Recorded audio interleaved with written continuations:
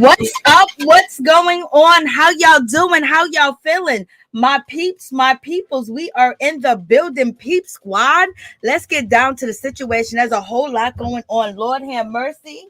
When it comes to Miss Jada Pinkett Smith, she done came out here in these streets and she started talking about, the Oscar slaps, and baby, people are like, why are you bringing this up again? It's like she can't win from losing. No matter what she does, she gonna lose in the situation. And also, when it comes to Jada Pinkett Smith being on the Red Table Talk and talking about Will Smith and Chris Rock having a conversation and sitting down together, and she hopes they have the opportunity to engage one another and they have the time to heal. I was like, baby, that's what Will Smith needs to be saying. That's what he needs to be talking about. And in any event, I don't even know why Jada even brought this situation up again, because now it just seems like people are like, girl, you should be quiet and things of that nature. And they're also saying, why isn't Jada, defending her husband? Why isn't she saying, oh, Will Smith did this because of this or because of that? Because there's a lot of legal ramifications out here in these streets, and you still don't know where Chris Rock stands and what Chris Rock's actually going to do in this situation, because he could still want to take her to court. He could still want to do some things out here. And right now, hopefully Will is healing. Hopefully Chris Rock is healing in this situation. But at the same time, people are calling out Jada because she spoke up on the situation again. And they're also saying that, oh, maybe she's doing this because she needs ratings for the Red Table Talk. So it's so much. So no matter where she go, no matter what she do, no matter what she say, it's going to be a problem. It's going to be a situation each and every day. And then also, not only that, people are bringing up the situation as far as when it comes to Jada, and she finished, saying that me and Will are going to be doing this thing that we've been doing, for 27 years or 28 years, because I don't know if she's been married 28 years, 27 years, or Will and Jada been together 27 years or 28 years. Blase in the third, because the time and the dates when they met, and then what she said is really not accurate. So I don't know what she meant about that situation, but in any event, it's out here, and people now are claiming that Jada, she slick shade Will Smith when she did that, because they're saying when Jada said, we're going to continue to do this thing that we've been doing for 28 years, this thing called life. That is a name of August Alsina album. And so people are just saying that they're just too through with Jada in this situation. Maybe she just wanted to use that expression, but when it comes back to her ex-boo, and that was, the name of his album, his studio album, and also a song as well, talking about you want that old thing back, baby. That's like a question, like, what's going on? Like, what's happening? What's up, me? What's up, Miss T? How you doing? How y'all feeling? I am shocked she won't let Will.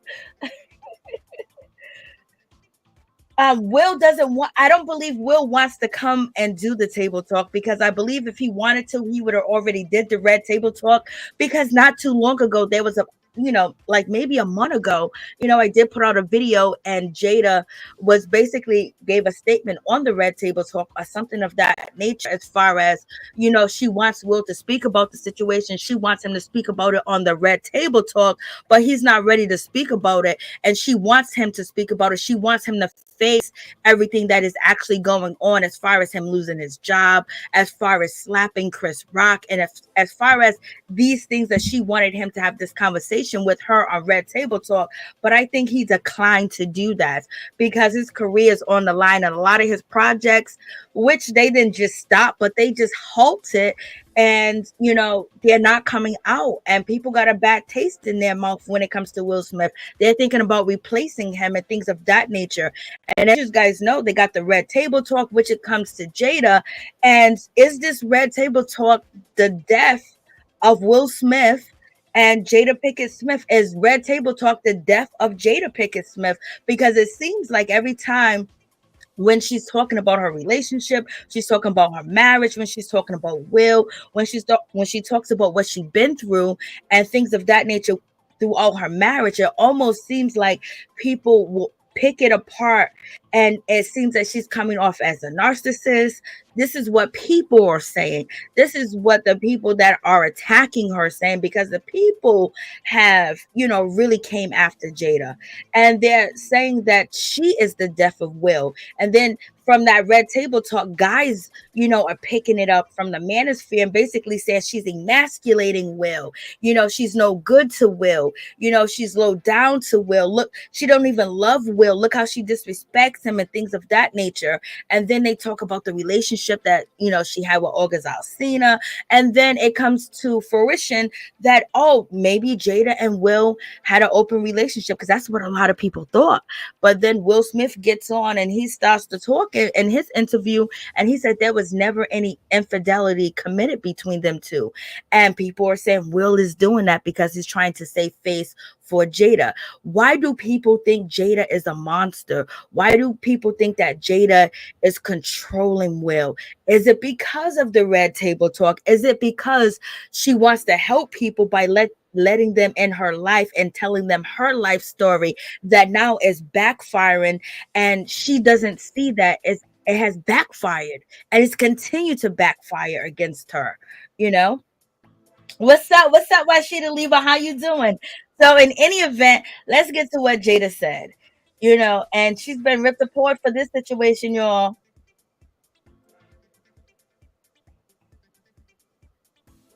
To heal, talk this out. About Oscar night, my deepest hope is that these two intelligent, capable men have an opportunity to heal, talk this out, and reconcile. The state of the world today, we need them both.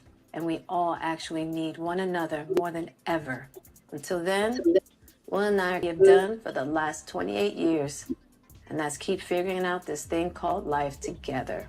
Thank you for listening. Now about Oscar night. And then also, a lot of people are like, what's going on, Jada? About Oscar night, you just give us that little bit and then you move on to alopecia.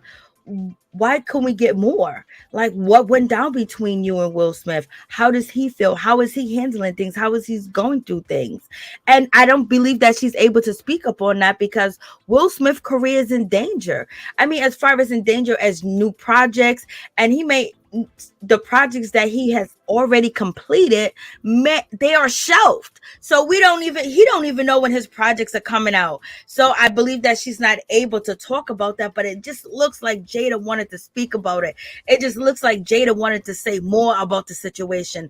Point blank, period. It looked like she just really wanted to get in down and deep. And it looked like her mother was like, oh my God. Gammy looked like she was like, okay, Jada, we know what you told us in confidence, but okay, are you going to stick to the script, or are you going to say it all? And, they're looking at Jada like they want Jada to, erase the script and then basically say what she really wanted to say. Because I know she wants to address these issues, because people have been coming after her for that smack and blaming her for that particular smack, that Will Smith did. They're saying that she was laughing, she was smiling, but she could have been laughing at the earlier joke when it comes to Will Smith. And then he got up and then he smacked, Chris Rock there, saying that Jada should have got up. So Jada, what is it? What about this? Did you want to get up? Did you want to stop Will? Did you think that Will was going to smack him? When Will got up out of his chair, did you want to get up? Did you want to say anything to him? Like, what was it? How was you feeling? Was you in shock? Was you paralyzed in the chair? Or you wanted him to be a man and do what he wants to do? Because if she would have got up, everyone is saying now, after the situation went down at the Oscars, that they wanted, Jada to stop him. If Jada loved Will, she should have got up there and she should have stopped him. But if she would have stopped him, what people have said to her, that, oh, look at her, she's emasculating him, she's stopping him, he's going up there to confront, Chris Rock, look at her getting in his way. But if there was some way that she could have stopped him, it wouldn't be this much craziness going on. So y'all tell me what y'all think about this. What do you think about Jada Pinkett Smith today? Red Table Talk. She gets up there, she gives us a little bit, just a little bit, just a tiny bit of the situation, and that's where people are saying, "Hey, girl, are you doing this for ratings?" And then some other people are saying that she wanted to say more. To me, it felt like Jada wanted to say more because, the blame has removed from Will, most of it, by the public onto Jada. Will has to, correct all the situation with these people that he's dealing with when it comes to, production, producers, network, and also movie producers and things of that nature, and also Hollywood period, and all the movie, all the movie producers, like Disney, all of them, Fox, everything, Lionsgate, all that other stuff, everything that, he has to work out that situation, especially when it comes to Apple TV, when it comes to Netflix, when it comes to basically getting his film out there, because they are in charge, you know? So y'all tell me what y'all think.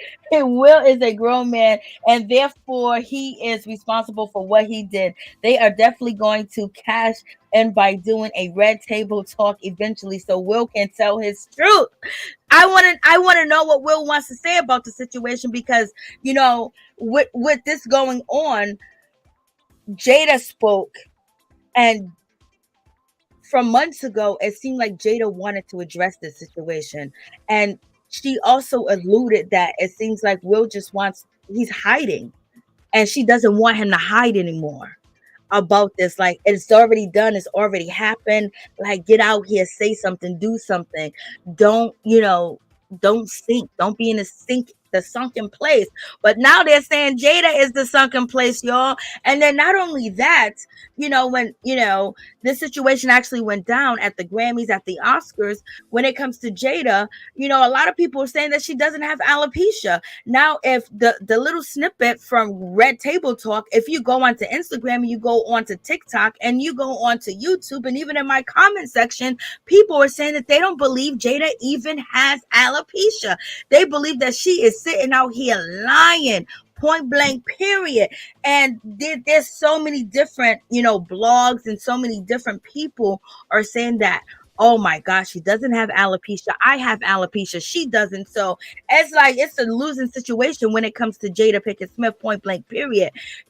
And, there are also some reports that Jada, when Red Table Talk actually first begun, that she did address, having hair loss and things of that nature. And, Page Six reported that Jada basically said that she did have alopecia, back when Red Table Talk came out in 2018. So in any event, people were saying she looks like nothing like the people that have alopecia. It looks like she has stubs. It looks like she has this. Well, why would she sit there and lie? Like, that would be the worst thing in the world for her to do, is to lie about having alopecia, because eventually it comes out. All them scams that they have, and they say, oh, I got cancer, I got this, I got that, please donate, and things of that nature. But when it comes to a high profile couple like this, if that's the case, it's going to come out. And, people are saying Will is worried about that. But do you guys believe that Jada has alopecia? Like, why would she lie? Like, that's crazy for her to lie. But we have seen people lie about everything and anything. Okay, sometimes lying is a disease, it's a disorder, it's pathological. We done seen people lie for views and ratings and a paycheck. But y'all can't believe Jada would sit out here and lie. For real.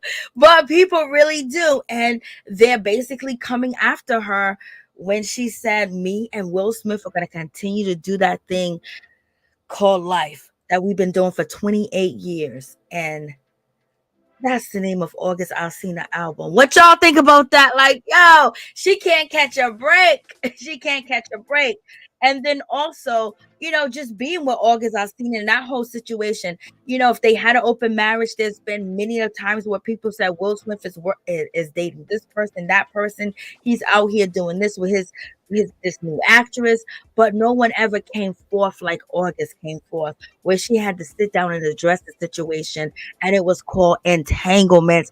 And then not only that, it's messing with someone that is actually like got mental illness, got drug addiction, got physical ailments. That was just like the worst thing. And then on top of that, he's your son friend, and he came to your house. So people haven't forgot that. And so now it's just like, oh, Will Smith done smack Chris Rock for you. Oh, why did he do that? You ain't a good wife. You ain't a good this. You ain't a good that. Why did Will Smith do that? He did that to please her.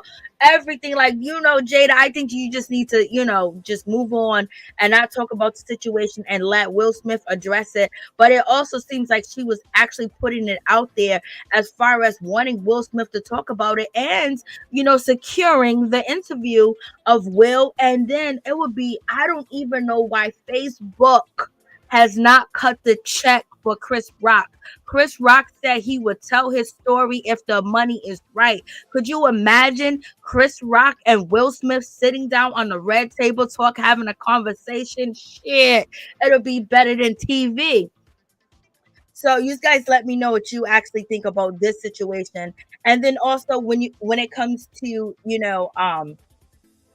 other blogs, and when it comes to page 6 is basically reporting that when it comes to Jada Pinkett Smith in 2018, she was telling people her struggles when it comes to the loss of her hair and also having a disorder which is called alopecia, and revealing to the world that she has alopecia. They're saying that she did this in the beginning because people are basically saying that, Jada is saying that she has alopecia, just to get sympathy. And she just did that recently. And she's just trying to push that button to show that, hey, listen, this is why this went down. And Will Smith did what he did. And a lot of people are not too happy with Jada and the Red Table Talk today because they feel like, okay, if you're going to talk about alopecia, the different stages, the different people that are suffering from alopecia, maybe you shouldn't bring in the Oscar slap and then saying that Will Smith and Chris Rock need to heal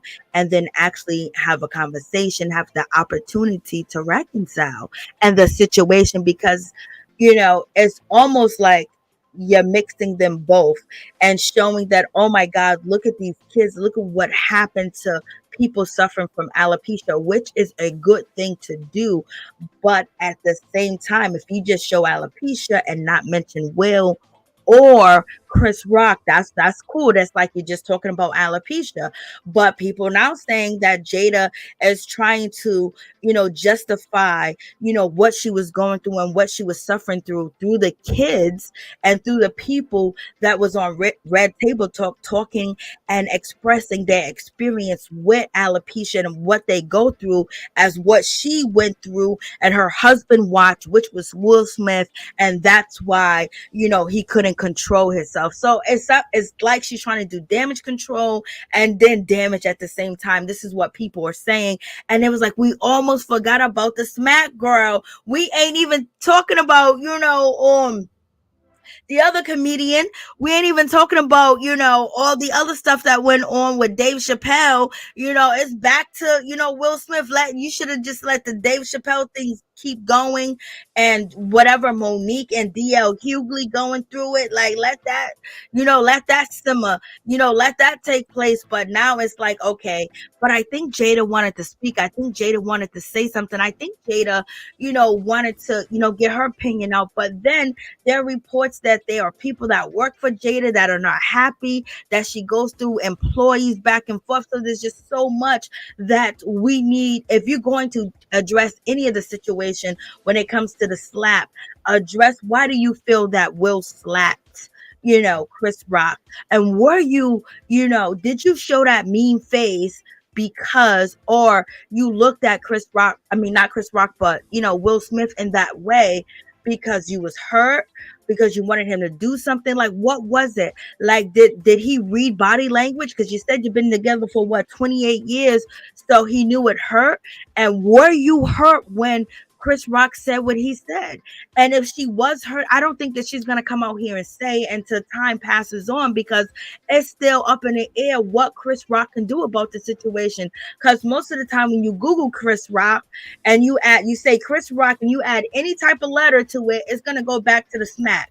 But Chris Rock said he's willing to tell his story if the price is right. So why haven't Will Smith and Chris Rock got together and basically sat down and talk about this situation? We don't want you guys to wait for 5 years, 6 years from now. They might cancel Red Table Talk. They might cancel Jada because they're trying to cancel Jada. They're trying to cancel Jada more than anything in the world. And people are saying that, it don't look like you got alopecia, but they are what Jada was trying to express, which I think that she got wind of a lot of people commenting and saying that they don't believe that she has alopecia. So therefore, she wanted to have the show talk about, I do have alopecia. There's different types of forms of alopecia. Because people were saying, girlfriend, that scar that you got on your head is like you had a surgical procedure. You still got stubs. You are not totally completely bald. Your eyebrows are not gone. Your eyelashes are not gone. And so Jada came out to say, oh, there's different stages of alopecia, and there's different ones. Like there's like 7 different types of alopecia that affect people differently. You can get alopecia from your hormones, declining and things of that nature. So, it's a whole lot going on in that situation. But, and also when she said at the end of the day that, her and Will going to continue to do the same thing they have been doing for 28 years, is figure this thing out called life together. Will Smith said in 2006 that he does not believe in divorce, and divorce is not an option at all. It's not possible. He said only way, he sees it is death do us part, until death. And he goes, so I'm going to be dead if we're not going to be together. So Will said this in 2006. I don't know if he done changed his mind about the situation, but he loved her to death, baby. And Jada done said in 2018 that she don't think that there's any type of situation in life that her and Will Smith cannot work it out, that they cannot be together. And and she perfectly told Will that if you gonna marry me, you gonna stay with me, and you gonna live with me, we gonna live under one roof, point blank, period. And she doesn't think there would ever be a reason for her to get divorced.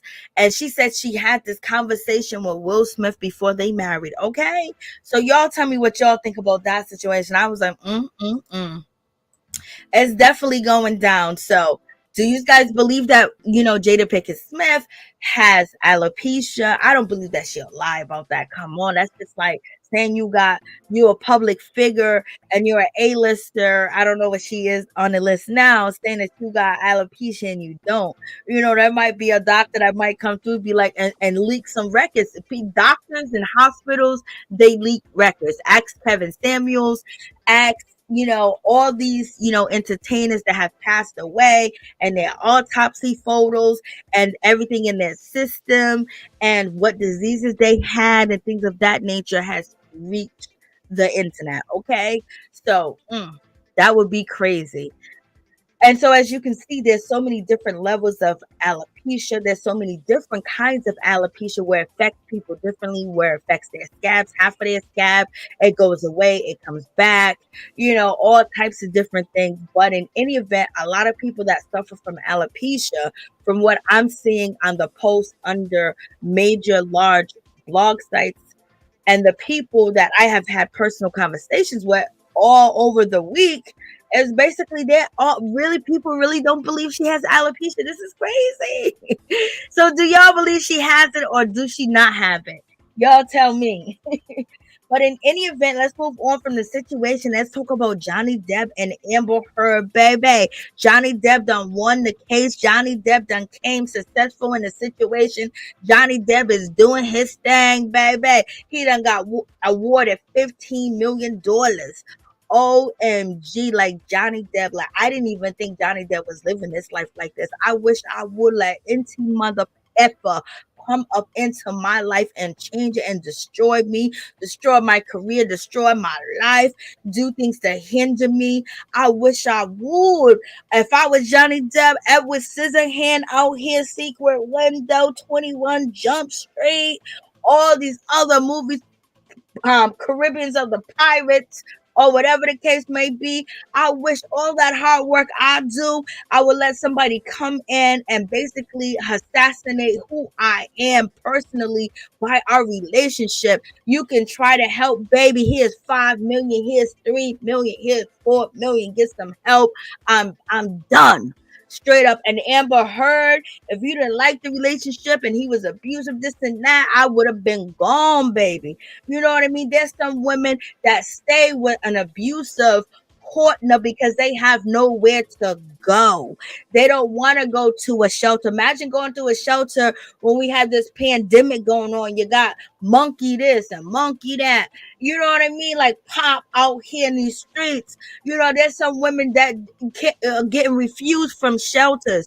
Don't even know where a shelter's at. Y'all got money, support, and everything, and y'all chose to stay in this crazy relationship. Y'all can get doctors. There's people ain't never seen a doctor, don't even got the money to go see a doctor. The Obamacare and all the free care that they say out here, certain people don't got access to none of that. Y'all got everything, and y'all chose to live and torture and hell. Mm-mm. I would be gone. I would be gone. I would be out the window, baby. Like, And any event, like this is really a sad situation. And it could imagine the family watching this.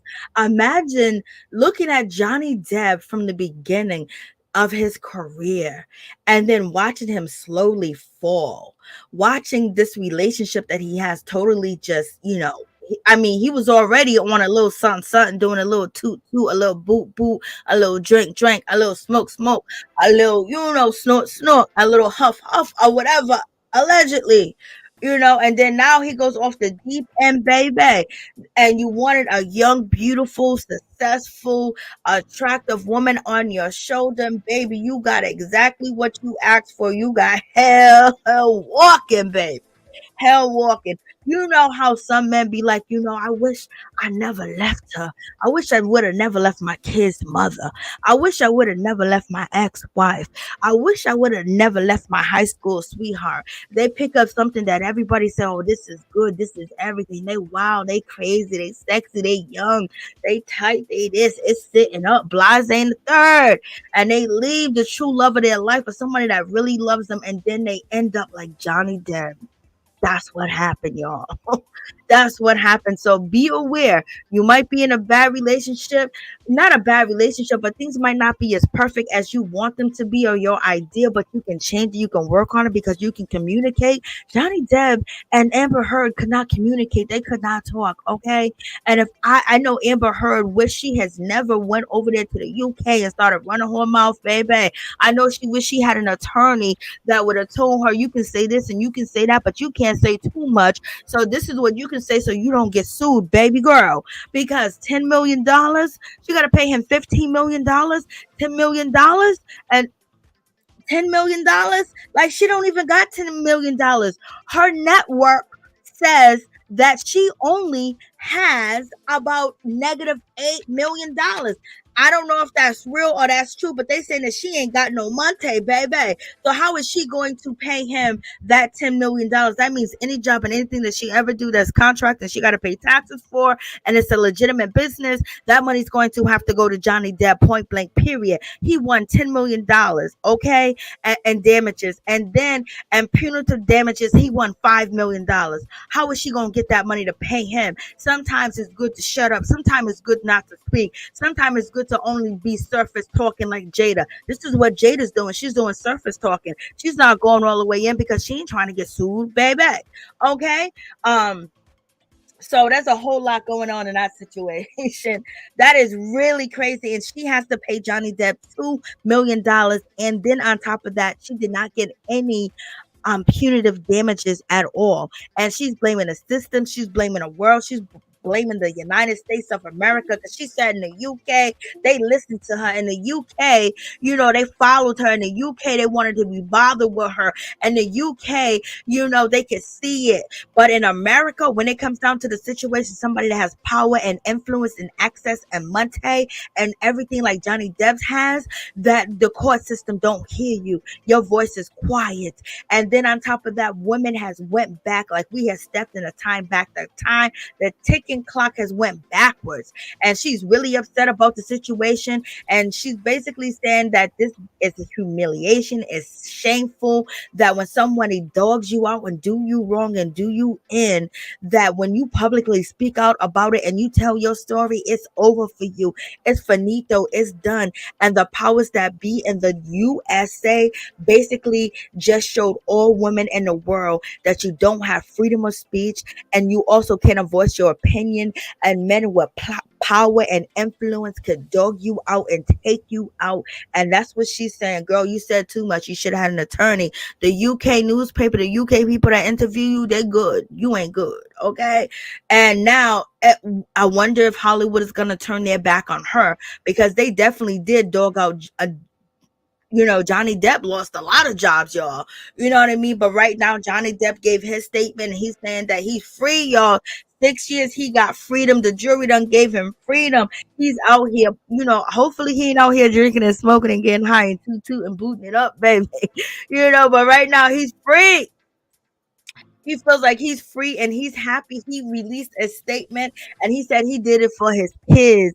He did it for his family. He did it for his people. He did it for, men. He did it for everybody that has somebody to come out here and lie on them and say something negative about them and destroy their career and have them lose jobs. That's who he did it for. He did it for the common folk. He did it for the real folk.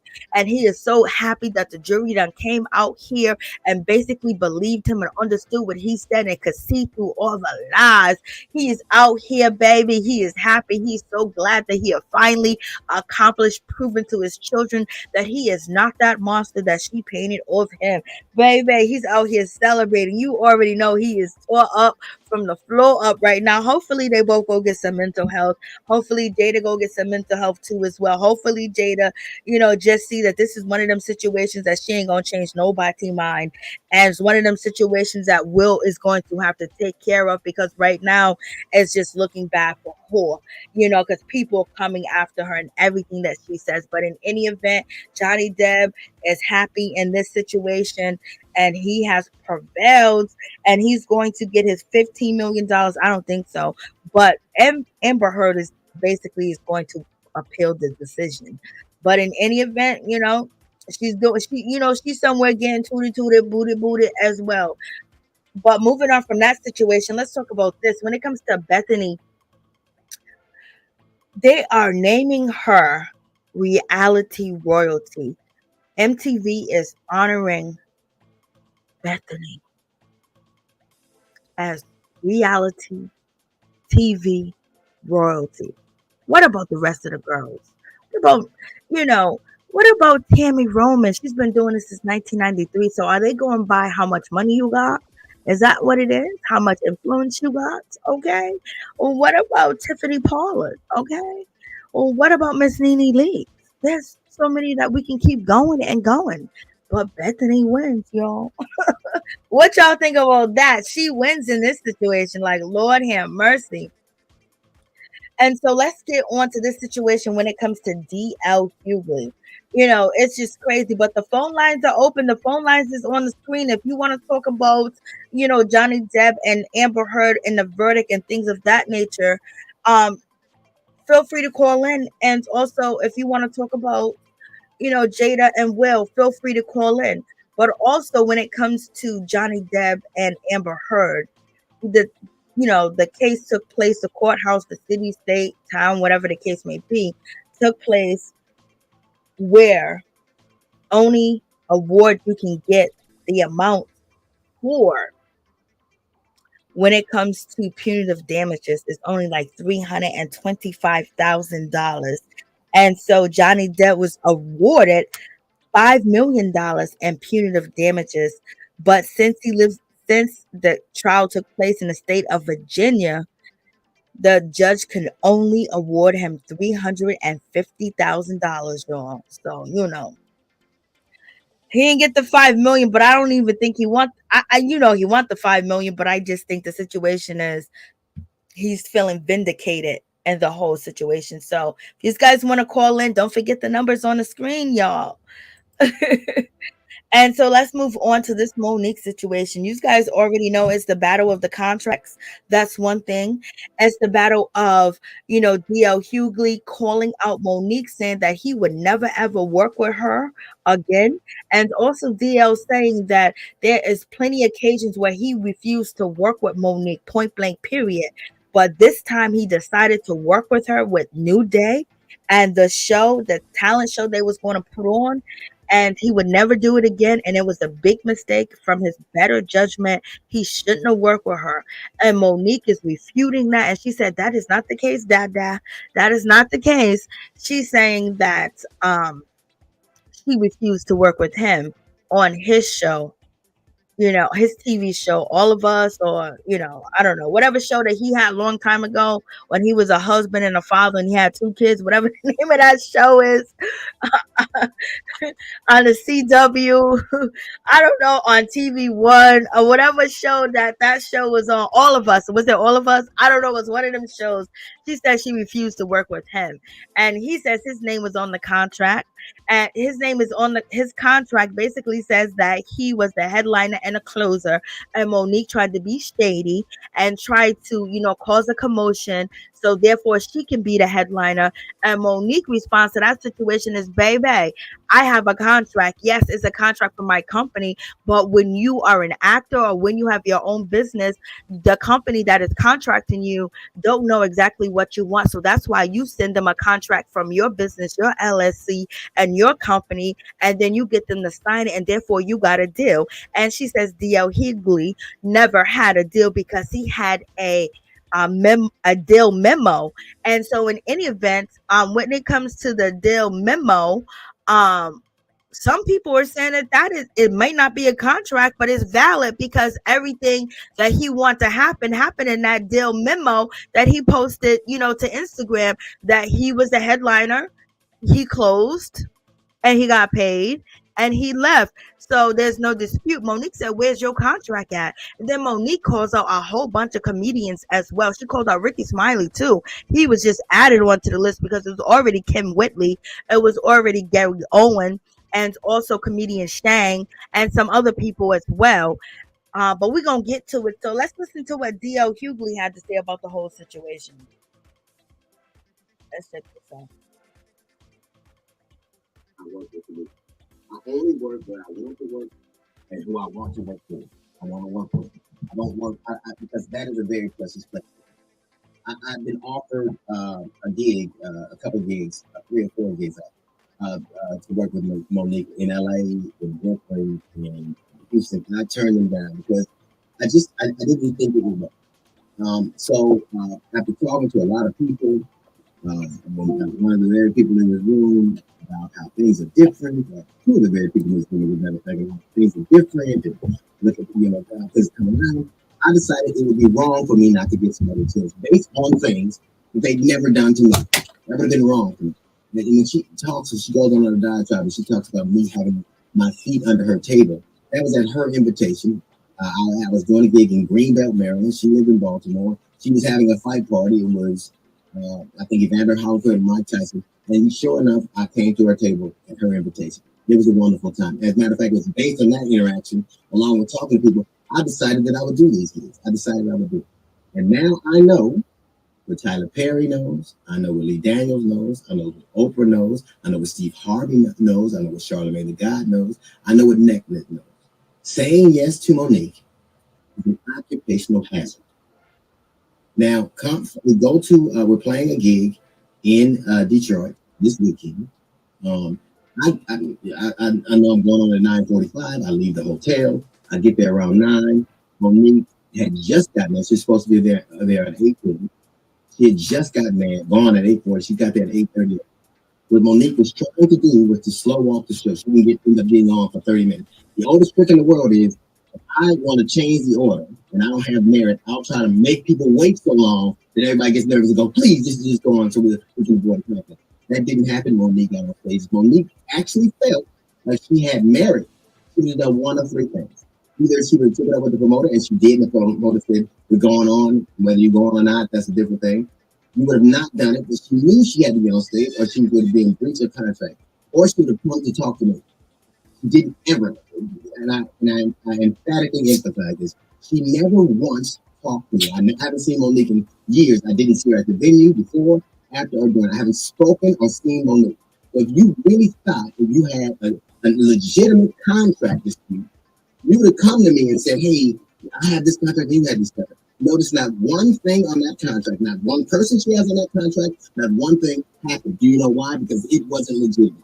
And she goes on stage and she proceeds to eviscerate me. Not just me, but Steve Harvey, the sexual, my wife, my dog later on in subsequent conversation. Let me ask you something. What did any of that have to do with alleged contract dispute?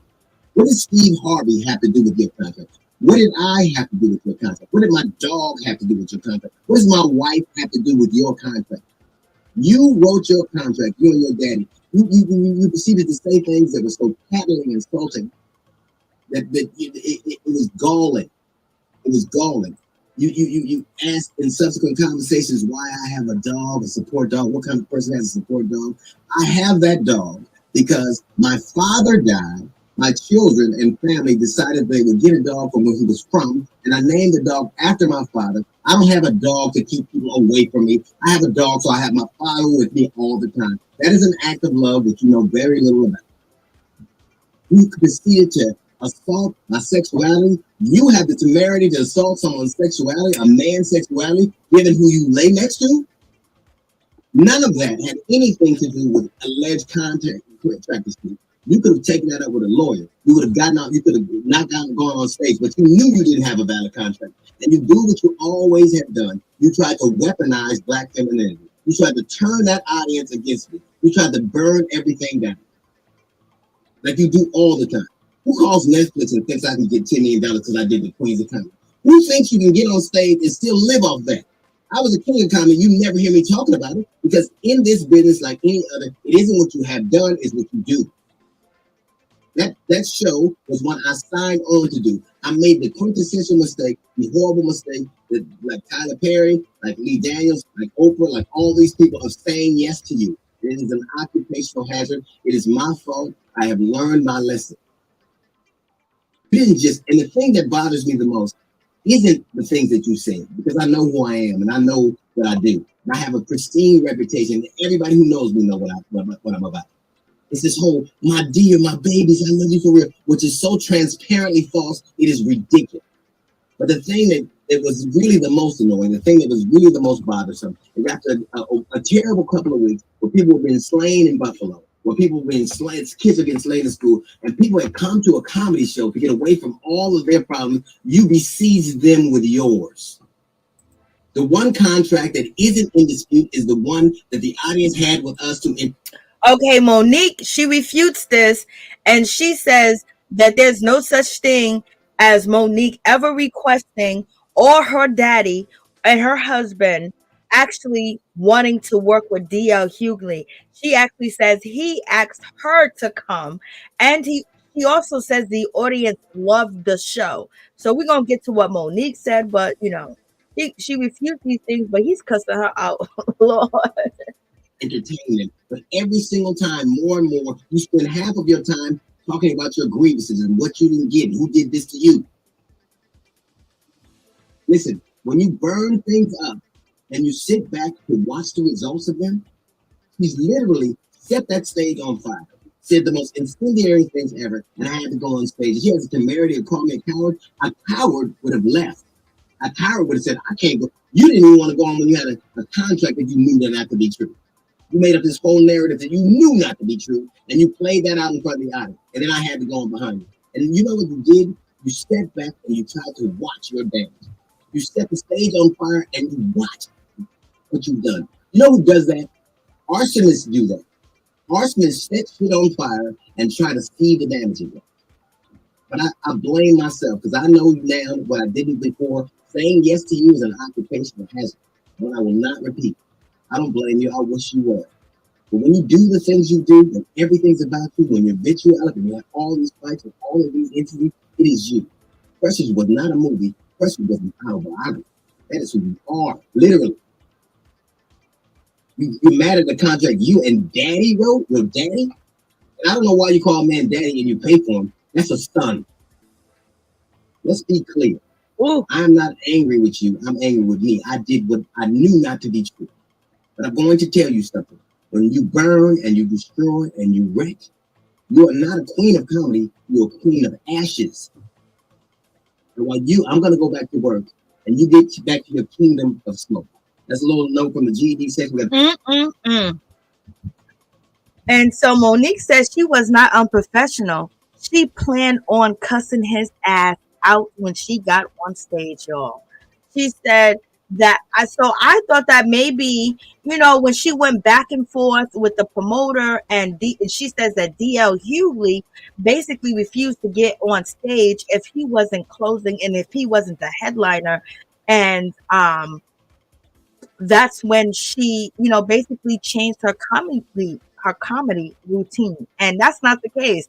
No, she came there for the smoke. She came there to roast him because she said he's been roasting her for 13 years, talking about her mental health, talking about daddy, talking about Kanye West, talking about Ice Cube, talking about all these people and things of that nature. And she said, yes, she called out Steve Harvey because he did her in. And she said the reason why she's upset with DL Hughley is because of this. And I was saying to myself, like, yeah, you should have, do it behind the scenes, or maybe make your comedy routine a little bit different. But coming after him, people are going to accuse you of being that person that always have problems and that person that always have situations with people.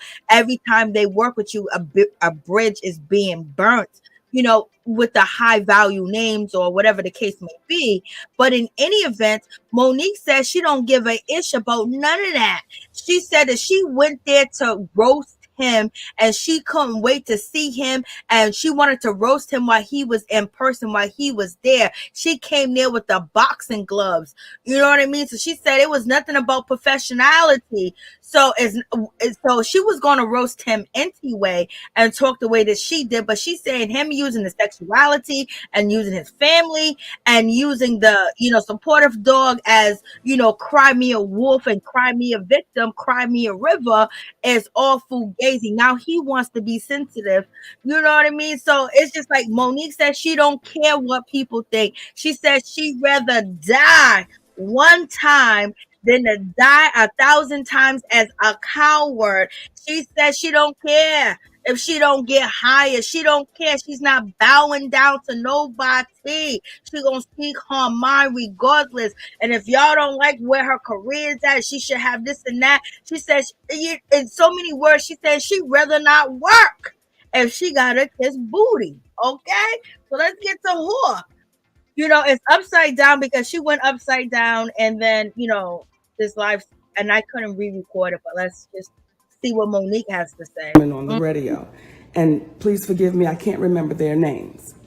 So we're having a great time doing this interview. Well, when we get to the end of the interview, the sister Jasmine says, hey, Monique, would you like to play a game? And I said, okay, sis, let's play the game. Well, when she said the game is called Would You Rather? So I said, okay, I'm down for it.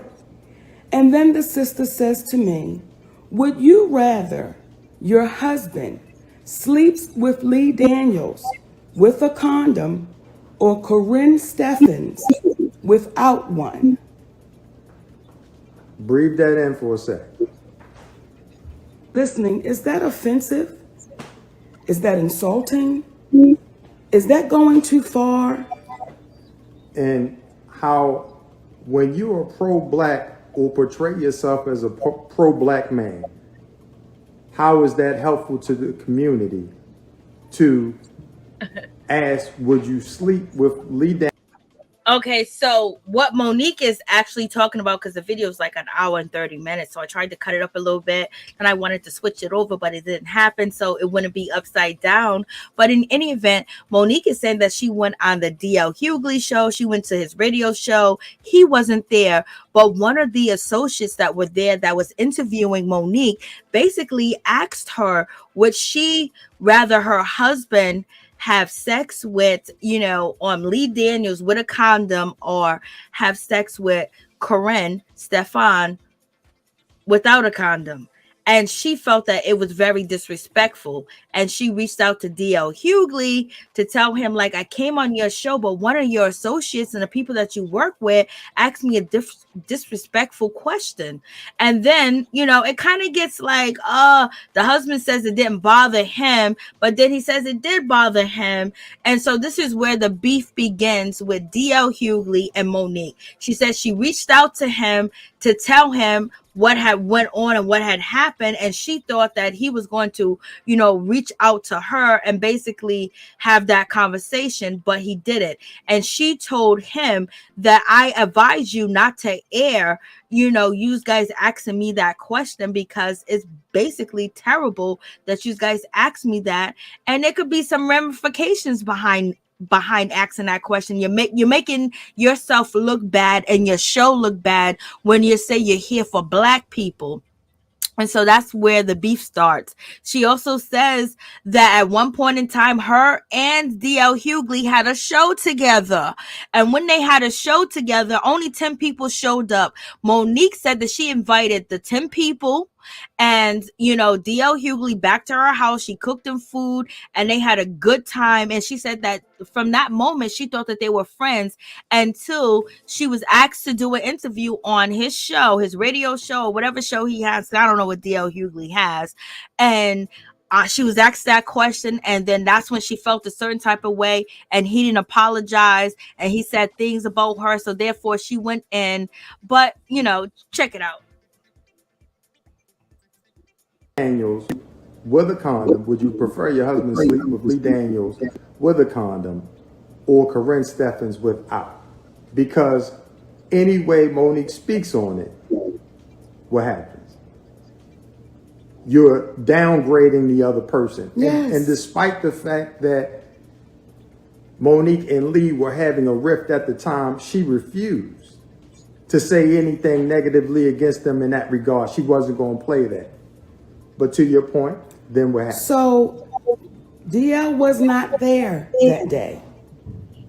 I said to his team, let me call DL Hughley, because what I know is that brother ain't down like that. He gonna have a problem with y'all saying that kind of foolishness. So I get DL Hughley's telephone number and I call DL Hughley and I said, hey man, I just did an interview with your people and this is what they trying to run. Like, this is the game they trying to play. And DL's response was, that's just how we do. And that's what it is. I said, really, brother? So we attack families now? Like, what you doing? Like I said, that's just how we do. I said, DL, I would suggest you don't air that, because I don't think it's going to make you look good to the community. Now, if y'all notice, that never got aired and I never said anything. Through the years, I never said anything. I kept it to myself because it let me know, for whatever reason, DL Hughley was not cool with me. For whatever reason. Then through the years, and I want y'all to hear me, please. Through the years, I've listened to this man talk about all that I'm not, what I didn't deserve. I was mentally ill. I was bitter. Me and my husband did poor business. I was selfish. I was fanatic. I was psychotic. Now, don't take my word, please. You can Google it for yourself. YouTube it for yourself. D.L. Hughley speaks on Monique. And through the years, my babies, I said nothing because I knew the day would come that I would see D.L. Hughley. Now, for every interview he's done, I didn't get it from nobody else's mouth. I watched it for myself. And I watched this brother sit down with that white cat, Vlad, and tell this white man all that I wasn't, as the white man told him, all that me and my husband wasn't. And I watched D.L. Hughley go in. Now, it ain't that he just goes in on me. D.L. Hughley has a habit of saying freely what he wants to say about anybody. Ice Cube. Come on. Angela Stanton. Come on. Kanye West. Like the young babies. Islam. The young babies, the rappers, Young Thug and Gunna. Yep. See, and let me tell y'all, when I made that joke about you, D.L. Hughley, I didn't think you would get tender in your feelings because you made the comment about the baby stage names and you said with names like that, don't you think they would wind up in jail? Well, that's what you said. Well, I thought I was coming back being clever, making a joke because you know back in the day when somebody was on the DL, you know what they were. I don't think you're a homosexual man, DL. I was making a joke and I can't believe you got tender. See, you got tender after you've talked for years. So let me be clear to you babies watching. Saturday night, I don't care where I went up on that stage, I was going to hand D.L. Hughley his ass. Because through the years, I've listened to this man speak so freely about my poor decisions, my life choices, and he spoke as if we had a conversation sitting down talking.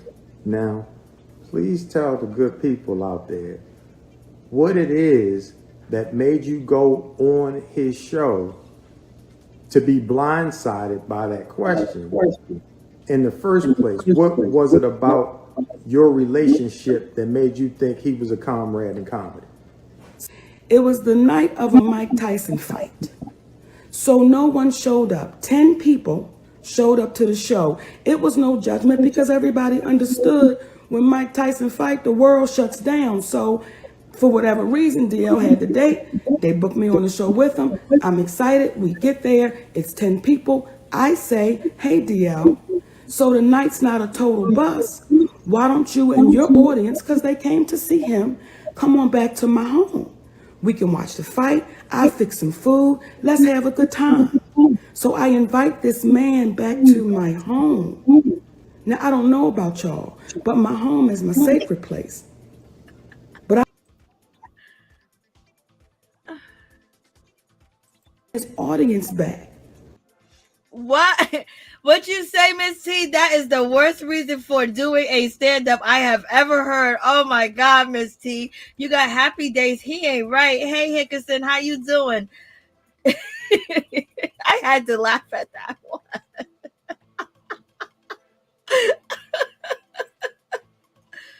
So people wouldn't walk away disappointed that there was no show. So that's why I felt like from that moment to the moment I did his radio show and they tried to come with foolishness, I always thought D.L. Hughley and I were cool. Always. Never knew that he had so much to say. And had Brother DL, because regardless of the beef, that's still our brother. Come on. But had Brother DL simply said, I apologize that offended you, I apologize for catching you off, I could see how that could catch you off, because had my wife came on there and you said something like that to her in reference to me, that would have been insulting, because we are supposed to be protective of one another in that regard. But beyond that, because when Monique told me that that's what he said, I personally didn't take offense to him utilizing me. I took exception to him utilizing Brother Lee and Sister Corinne. Because what had they done to him? Again, when you are a senior in the community and you 59 years old and your history is you used to be in the gang, you dropped out of school, you got your GED, that right there is an incredible story of how somebody made mistakes, turned it around, came from nothing, and made something of themselves. Can't help see them when we talked about them. But that's what happens when you start with people that didn't start anything with you. Go ahead. No, baby, go ahead. Oh, and I want to address something too, because I want y'all to watch how people like D.L. Hughley will throw smoke and mirrors to try to distract from what it really is. If you watch the video of what I said, if you watch that video, I didn't say anything insulting in reference to that man's family, nor his beautiful wife. What I said is I feel sorry for your family. I feel sorry for your wife. Now, the other part that I said, y'all know what it was, and I'm going to leave it on the stage. But to be specific, without being specific, you essentially said, I feel sorry for your wife having to perform a sexual act on a coward. How do you perform a sexual act on a coward? There is nothing that was said about your wife. Nothing. Your family. Nothing. It was directed specifically to you. So let me be clear again. For all the shade droppers, tea spillers, candy bar biters, Saturday night, D.L. Hughley was going to get his ass handed to him because through the years, I've heard this man have a lot to say about me. And what the type of person I am, if y'all don't know by now, I wasn't going on nobody's radio show talking about how I felt towards D.L. Hughley. I wasn't going on nowhere. I was going to make sure the night that I spoke about D.L. Hughley, I wanted D.L. Hughley to be there. Now, I want to address something else. And everything I'm saying, please find it out for yourself. I want to address something. When D.L. Hughley... So when you say that, oh, Monique should have been professional, Monique didn't handle it well, her intentions was to read him down to the ground. She just said it. Her intention was to read him down to the ground. What's up, Darlene? What's up, everybody? How you doing? What's up, Tisha? Says, and then she brought in Steve Harvey. See, let me tell y'all something. This ain't new. I watched D.L. Hughley and Steve Harvey sit on his show and lie. DL show. On DL show and lie. I watched Steve Harvey say to DL, we had to edit the show because Monique was saying some crazy stuff and we had to protect her. And then DL says, yeah, man, you was just trying to protect her. And then Steve says, yeah, man, well, let me ask this question. When did they get into the black woman protection business? So that's why I said Steve Harvey that night. So that night, DL, what you got back was the medicine that you've dished out to our community for so long through the years. And I want to address what you're trying to make the show out to be. Detroit, I want to say thank you for that amazing night because it was amazing. And when DL says the people left disheartened and disappointed and they were ashamed and embarrassed, well, let's address that because I think it's only fair. From my understanding, Josh Adams kicked butt. From my understanding, Sister Ava Rodriguez kicked butt. Now, I can speak for me because I was there. When I walked out on that stage in Detroit, those beautiful... Thank you, darling. I appreciate that. Thank you for the donation. Like she said, she went there to go in, and she's gonna start talking about the other comedians, y'all. You know, Monique said that a coward dies 1,000 times. She's only going to die once. So therefore, she's going to speak and say her mind, baby. She's about to get in. People, they gave me a standing ovation. What happened when you walked off? Those beautiful people gave me a standing ovation. Now, what has happened in that moment, and this is for the comics. So, you know, D.L. Hughley said on his podcast that everybody left upset. They didn't want to hear, you know, what she had to say when it comes to contract disputes. But she said she already was going to cuss him out. She said the contract was icing on the cake. So, you know, this was intended. Unless it wasn't, and she's saying it is now. Who have so much to say. Come on, sweet babies, because this is Comedy 101. When you are the headliner, You have to meet the challenge, regardless as to who goes in front of you and what is said. You have to meet the challenge. And what happened was when D.L. Hughley walked out on that stage, he could not meet the challenge. See, I've had to go up on stage after people have been booed. I got to go up on stage because I'm the headliner. I've had to go up on stage after people have talked ill about me in front of me. I still got to go up on that stage. And my job as the headliner is to make sure when that audience leaves, they leave feeling fulfilled. So because you could not step up to the challenge, D.L. Hughley, you have now made it appear as if the night was bad. And if y'all were paying attention, my babies, But finish your thought. Oh. He made it appear as if the night was bad. he made it appear as if the night was bad. Just your night was bad, DL. Just your moments were bad, DL. And I want to address something else, because if you want to try to make me look unprofessional, let me tell you how much I get down for the people. I could have not gone out on that stage. I could have not gone out on that stage. And you know, D.L. Hughley said she tried to not go out on the stage and use that, but it didn't work. So therefore, he said, you know, there's different things comedians try to hold out and not go on stage and have people cave in, but nobody caved in. And you know, people are saying that DL did the same thing that he's accusing Monique of doing. Yo, they should have, but she wanted to work with him. She wanted to cuss him out. That was her intended goal. Well, why did you? Because I love the people. I don't take those people for granted. I don't take the people for granted that may have paid their last dollar to buy a ticket to a show that I am a part of. About this human being sitting to the right. When she says it, she really means it.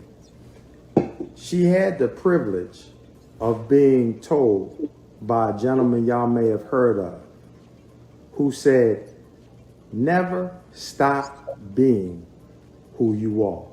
Always be you, because you works. His name was Richard Pryor.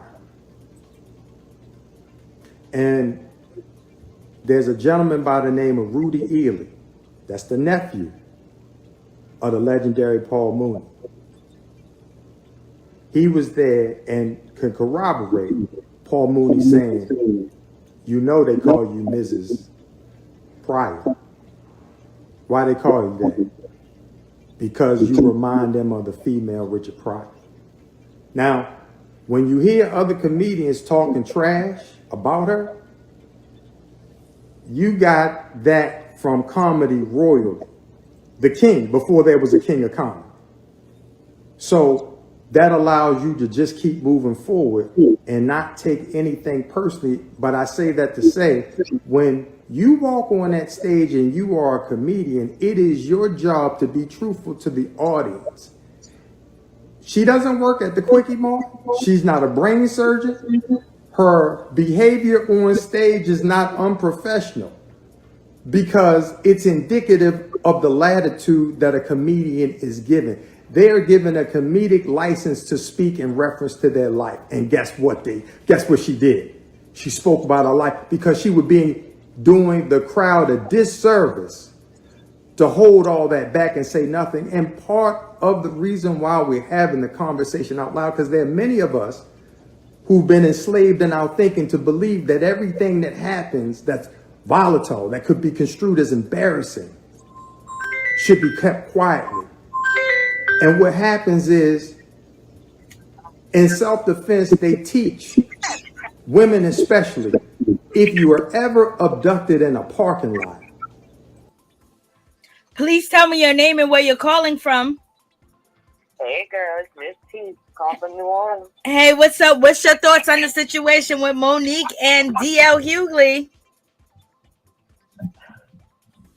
Did he just say that she was compared to Richard Pryor? Yes. Okay. Because he told Richard Pryor told her that. Okay? Mm-hmm. Mm-hmm. And there's witnesses that can confirm it. Okay? And they just happen to be passed away too. You tried it. Okay. Monique has never been on the caliber of Richard. I don't see a Richard Pryor woman in her. Girl, You tried it. This whole thing is silly. So let me get this straight. So somebody gives you an opportunity because you have literally burned almost all your bridges. So someone gives you an opportunity and you plan to stab them in the back? Like that's the plan? Like this one, I'd rather just than spare the moment. You're telling me you already had this on your chest. Yes. Hold on. Let me correct you. Monique said, ain't no way no D.L. Hughley can give her an opportunity because she was the headliner. Okay? She's going to say that in the video, but keep going, girl. Girl, bye. His name was biggest cuss. All the posters I've seen is him. Biggest cuss. All this stuff, and I learned that that thing he put up was pretty much an outline, and it's pretty much what they're gonna go by unless you have some like issues. Clearly, you wanted to make this man look bad so bad that you just took whatever. Is that what we did? Or what you wanted to do was be the last one. So you wanted to light them up and like mic drop. That's what you wanted to do, right? I guess that's the only reason, since you had it on your mind that you was gonna be unprofessional anyway. I guess he took some of your thunder because you wanted to be last, but you don't deserve to be last. He's absolutely right. Either one of them, whether kings and queens, that was great, but that's so old. He's right. And just because you did Queens of Comedy doesn't make you the funniest woman on the planet. And I just don't understand, why did somebody apologize to literally piss off the same people? Didn't she just apologize on it? Lee Daniels and all of them? Her and Lee Daniels made up. She talks about Lee Daniels, but she also comes and once the video, she is not over yet. She does come back for Tyler Perry, scoop his ass up. She scoop Oprah up. She scoop Steve Harvey up, and she scoop up the other guy that be wearing the wigs. I can't think of his name right now. And see, that's my issue. If you had beef, so who you have beef with? Everybody? Even the people you just apologized to. So that was all just fugazi then. An apology without true change is just manipulation. So you're telling me you were just manipulating that situation to throw them under the bus. So which is it? You wanted to throw DL under the bus and then you just was on a roll, so you just added a few more people? Like, I'm so confused. Why would I apologize to literally make you mad again? To literally upset you? And then I have the nerve to get upset at how you react to me making you upset. Like, that's not fair. I'm entitled to be upset. When you make somebody mad, they're entitled to react whatever way they fit. So you fit. You can't. You've already pissed them off. You've already kicked it off.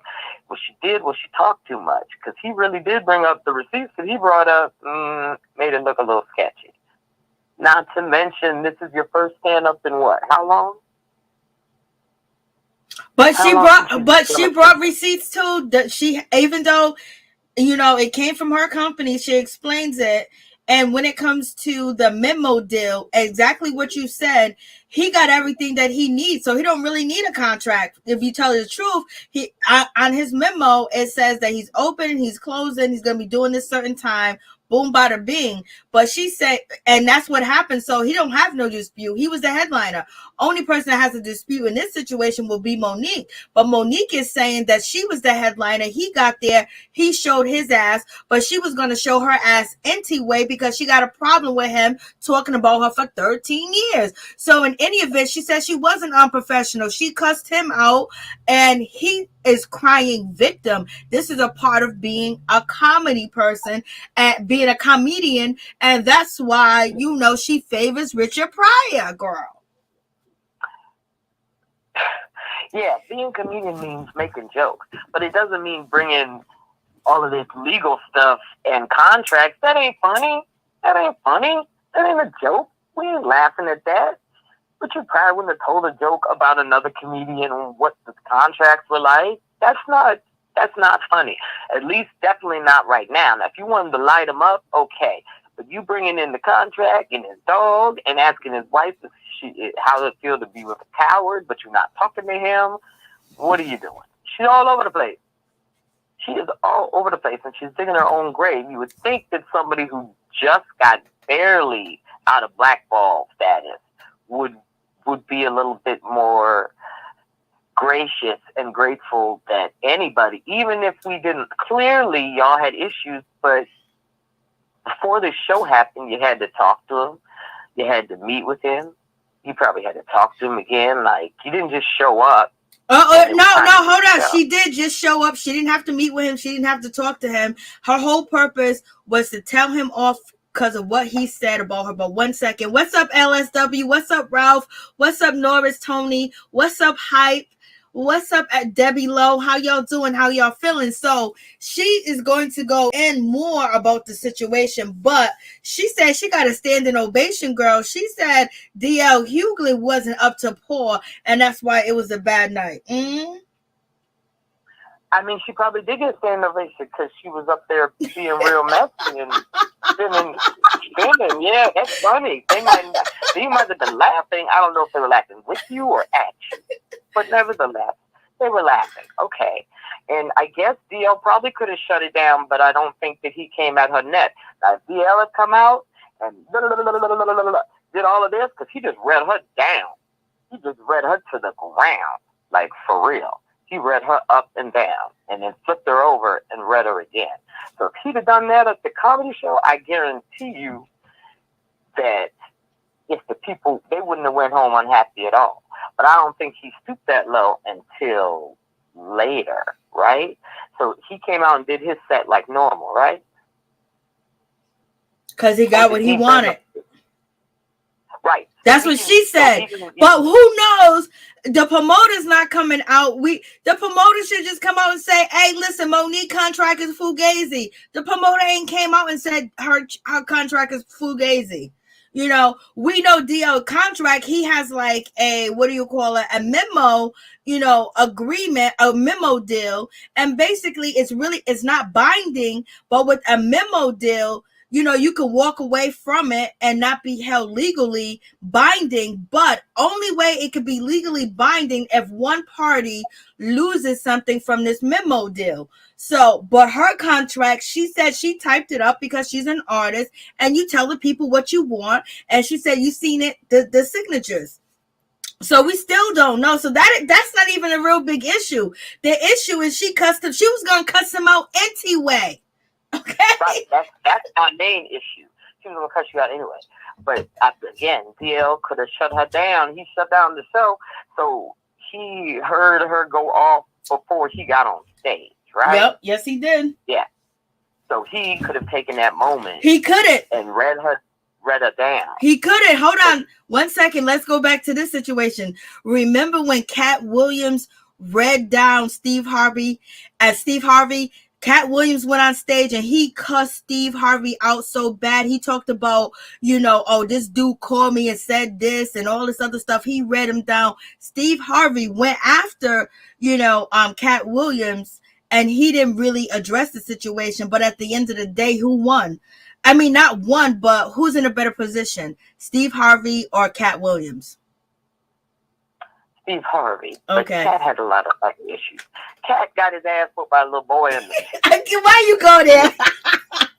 He got his ass whooped by some 15-year-olds. So he lost some cool points right there. So clearly, when you get your ass whooped by some 15-year-olds, you've hit rock bottom. So yes, Steve did the right thing. Okay, he's professional, if anything, until he's not. He's got his own issues, but okay, that's fine. But it still doesn't give her the right to, just because they didn't see how that worked out. Okay, it's just like Will and Chris. Chris is going to come out the bigger person. The only person that's going to suffer from this is Monique, which is why it's so crazy. I just can't wrap my head around it. Like, I get it. You were out for revenge. But I would have saved that revenge for when I got, I don't know, a special or something. Like, I would have at least tried to get my foot back in the door before I started throwing more insults. Like, it's crazy to me. So you're really blackballed. Who's going to work with her now? Who? I would. Who's going to give her a chance? I would. Okay, so you don't count. So somebody who really can help her. Like, all I'm watching is somebody just burning their career. And about your husband, first of all, the answer is he's not gay. And we keep it moving. Like, it didn't even have to be all that. It's kind of disrespectful, but it's also something that you could work through, right? You could work through that. But clearly, she already had it on her chest, so that was just icing. But nobody's going to work with you now. Tell me who. Tell me who. 50 Cent is still working with her. 50 Cent is going to work with her. 50 Cent's going to work with her. You're a career hazard. Exactly, because you're a career hazard. Exactly. But if you wanted to get revenge on somebody, say somebody been talking ish about you, like she said, 13 years, doing interviews, talking about you and blah, blah, blah. And now you let it go. You don't say nothing about it. Now you're on the same panel. You addressed them there. And that's what she did. She addressed them there. And she ate them up. And she was, and I don't know. It might have been her set might have been prepared already. I don't think he was prepared to, eat her back up because he did it. You know what I mean? And so therefore, to me, like I said in previous videos, D.L. Hughley used to be very funny and stand up. He hasn't been funny since God knows when, since he had short dreads and he looked young and healthy. He hasn't been funny since then. But when he writes and he get on Instagram and he started killing you with them words, he's very funny on paper when he's writing it down, but not on top, not off top of the dome like that. Right. He's not one of those. Right. Because David Chappelle would have came out there and yeah, he's not one of those on your feet type of guy. That's fine. I was never good at playing the dozens either. Because when I got home, I'd be like, damn, I should have said this. I should have said that. So some people need a moment to process. And he can read. But he said, you're a career hazard. I cannot. He was lighting her up. When he said, yo, that, see, if her contract was legit, the way he can write on paper and he got time to think, not off top the dome, he responded to her contract and said, get out of here with that old birth certificate paper. Old birth certificate paper contract. That was like really funny. But what wasn't funny is when he said, you are like precious. It's funny at first. It's funny at first when it's online and everybody went viral with it and, saying things about it. But she really was precious. If you listen to her story, she's going to say it here. But I don't know. I don't know if this was the right move for Monique to cuss him out. No. Like, I believe what you just said, as far as when her comedy special comes out, she should have read all of them down. Because she basically just gave free material, and then this material backfired. It's like, oh, you said that to his face. That's so horrible. And then she gave D.L. Hughley so much content that he's been going viral for like 3 days straight. She's been going viral too, but not as viral as he is. When you go to what he posted to his Instagram and what she posted, he's getting more views off of it. But I don't know if he's getting more views because people hate Monique. And because Monique has no following, she did it herself. She did. He's absolutely right. She's the common denominator in all of this. And I see how he feels. You could hear in his voice, he was kind of hurt. Like, I was really told not to fuck with you. And I did it anyway. And look what happened. And she said that that's not true. He begged her. But hold on, Miss T. Stay on the phone. I'm going to hit play. And then I'm going to stop and then we'll talk, all right? All right. Okay. You must scream and yell because out into the public end so they can take accountability for what it is that they've done. And that's what she did that night. And please, my babies, do your own homework. Pull it up for yourself. And then ask yourself, how many times am I going to get poked? How many times is people going to just start messing with people that's not messing with them? So again, what happened Saturday night? I'm going to say it again. D.L. Hughley was going to get his ass handed to him. Because once y'all go back all through the interviews, I'm going to be shocked. I will be shocked if y'all say, Mo, I'm surprised you didn't get this brother, a lot sooner because it went on for years. And when Brother DL says Monique does what a lot of women do, and that's weaponized feminism. No, what a lot of women do is they get mistreated because they're feminine, because they happen to be women. So when a woman... See what we buy into? I'm not equipped to think like a man. I'm not equipped to think like a man. And why does a woman have to think like a man? Okay, hold on. I can just pause real quick. That was a shot at Steve Harvey.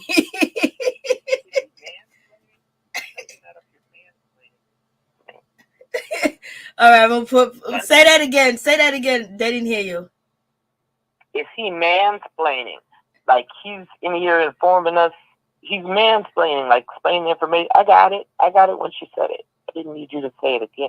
Like he's bringing nothing to this. Isn't he her manager? He's a manager and her husband, baby, and her daddy. Sidebar: that daddy thing never made sense to me. It kind of feels like I already have a daddy, so wouldn't that be / incest? Like, why would I call you that? Okay, go ahead. He said he calls her mama, okay? In order to be accepted. And then when a woman thinks like a man and dealt with DL head on, now it's a problem again. But I gotta go back to this, Daddy. Go back to it. I can't believe DL Hughley. I can't believe Darlene, you are tender. Now that has nothing to do with your sexuality. It has everything to do with your heart. I can't believe you that tender. I can't believe. Oh, and she was. What is the word he uses? Because he's using one of those words. It was vile. Oh yes, I can't. You, brother, you are in your feelings. I cannot believe that, DL. And that for the comedians, pay attention, baby. Pay attention. See, when you run your mouth about other people and you don't know who you're running up into, and then you get to running into a brick wall, and then you want to play victim and fall out and act like you've been damaged. Come on. Like I said, I feel sorry for your family, brother. If I may. Yes, you may. Change in another direction. Change it. What we believe in is trying to put forth the facts because we love our people. Yes. And what a lot of individuals don't know is the people that he spoke about Monique having a problem with, he said they all are the same. And they're right. They all were people who stepped to her and she stepped back. Now that's the problem. If you notice throughout the years, what are the details associated with what makes Monique difficult? See, when they speak in generalities, it allows you to come up with your conclusion about how she was difficult, but they never go into the specifics. See, the specifics would be Monique has a problem with Oprah Winfrey and Tyler Perry. Oprah Winfrey for multiple reasons.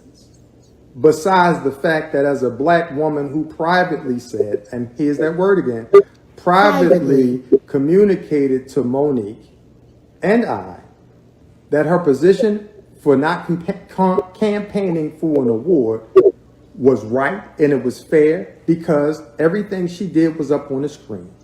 In addition to the fact that she had no contractual obligation to do anything for Lionsgate. When you have Tyler Perry, who privately admits the same thing, but also says, anything they ask me to do is what I'll do.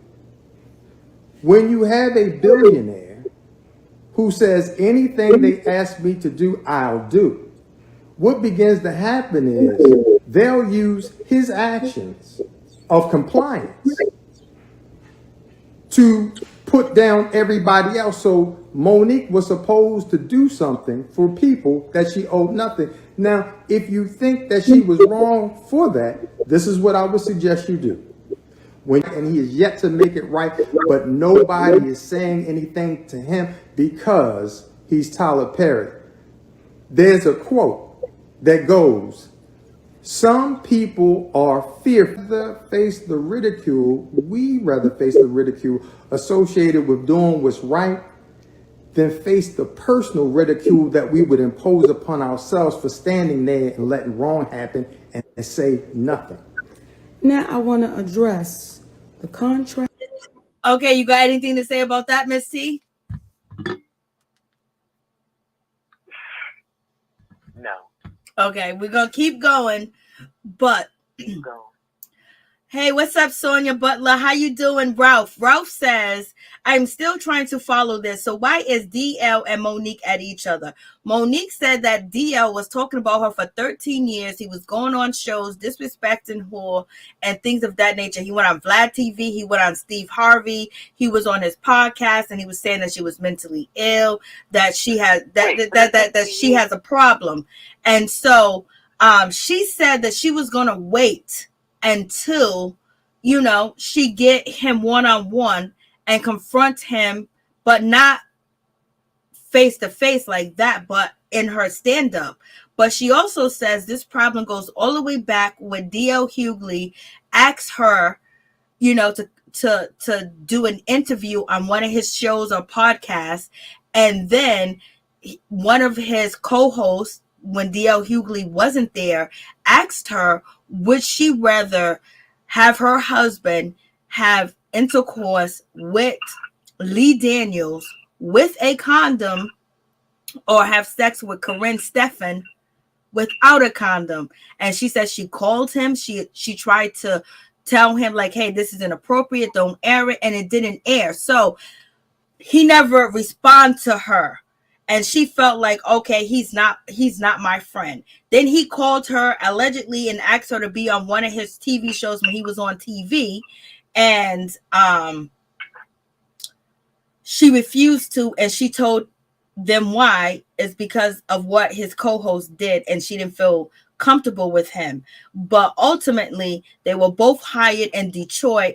Monique said that she was the headliner. D.L. Hughley said he was the headliner. They both showed contracts. D.L. Hughley showed a deal memo, which is an agreement for both parties, you know, to get ready to do the contract. But in his deal memo, he didn't really have to sign the contract because they met all his needs. You know, he was headliner, blah, blah, blah.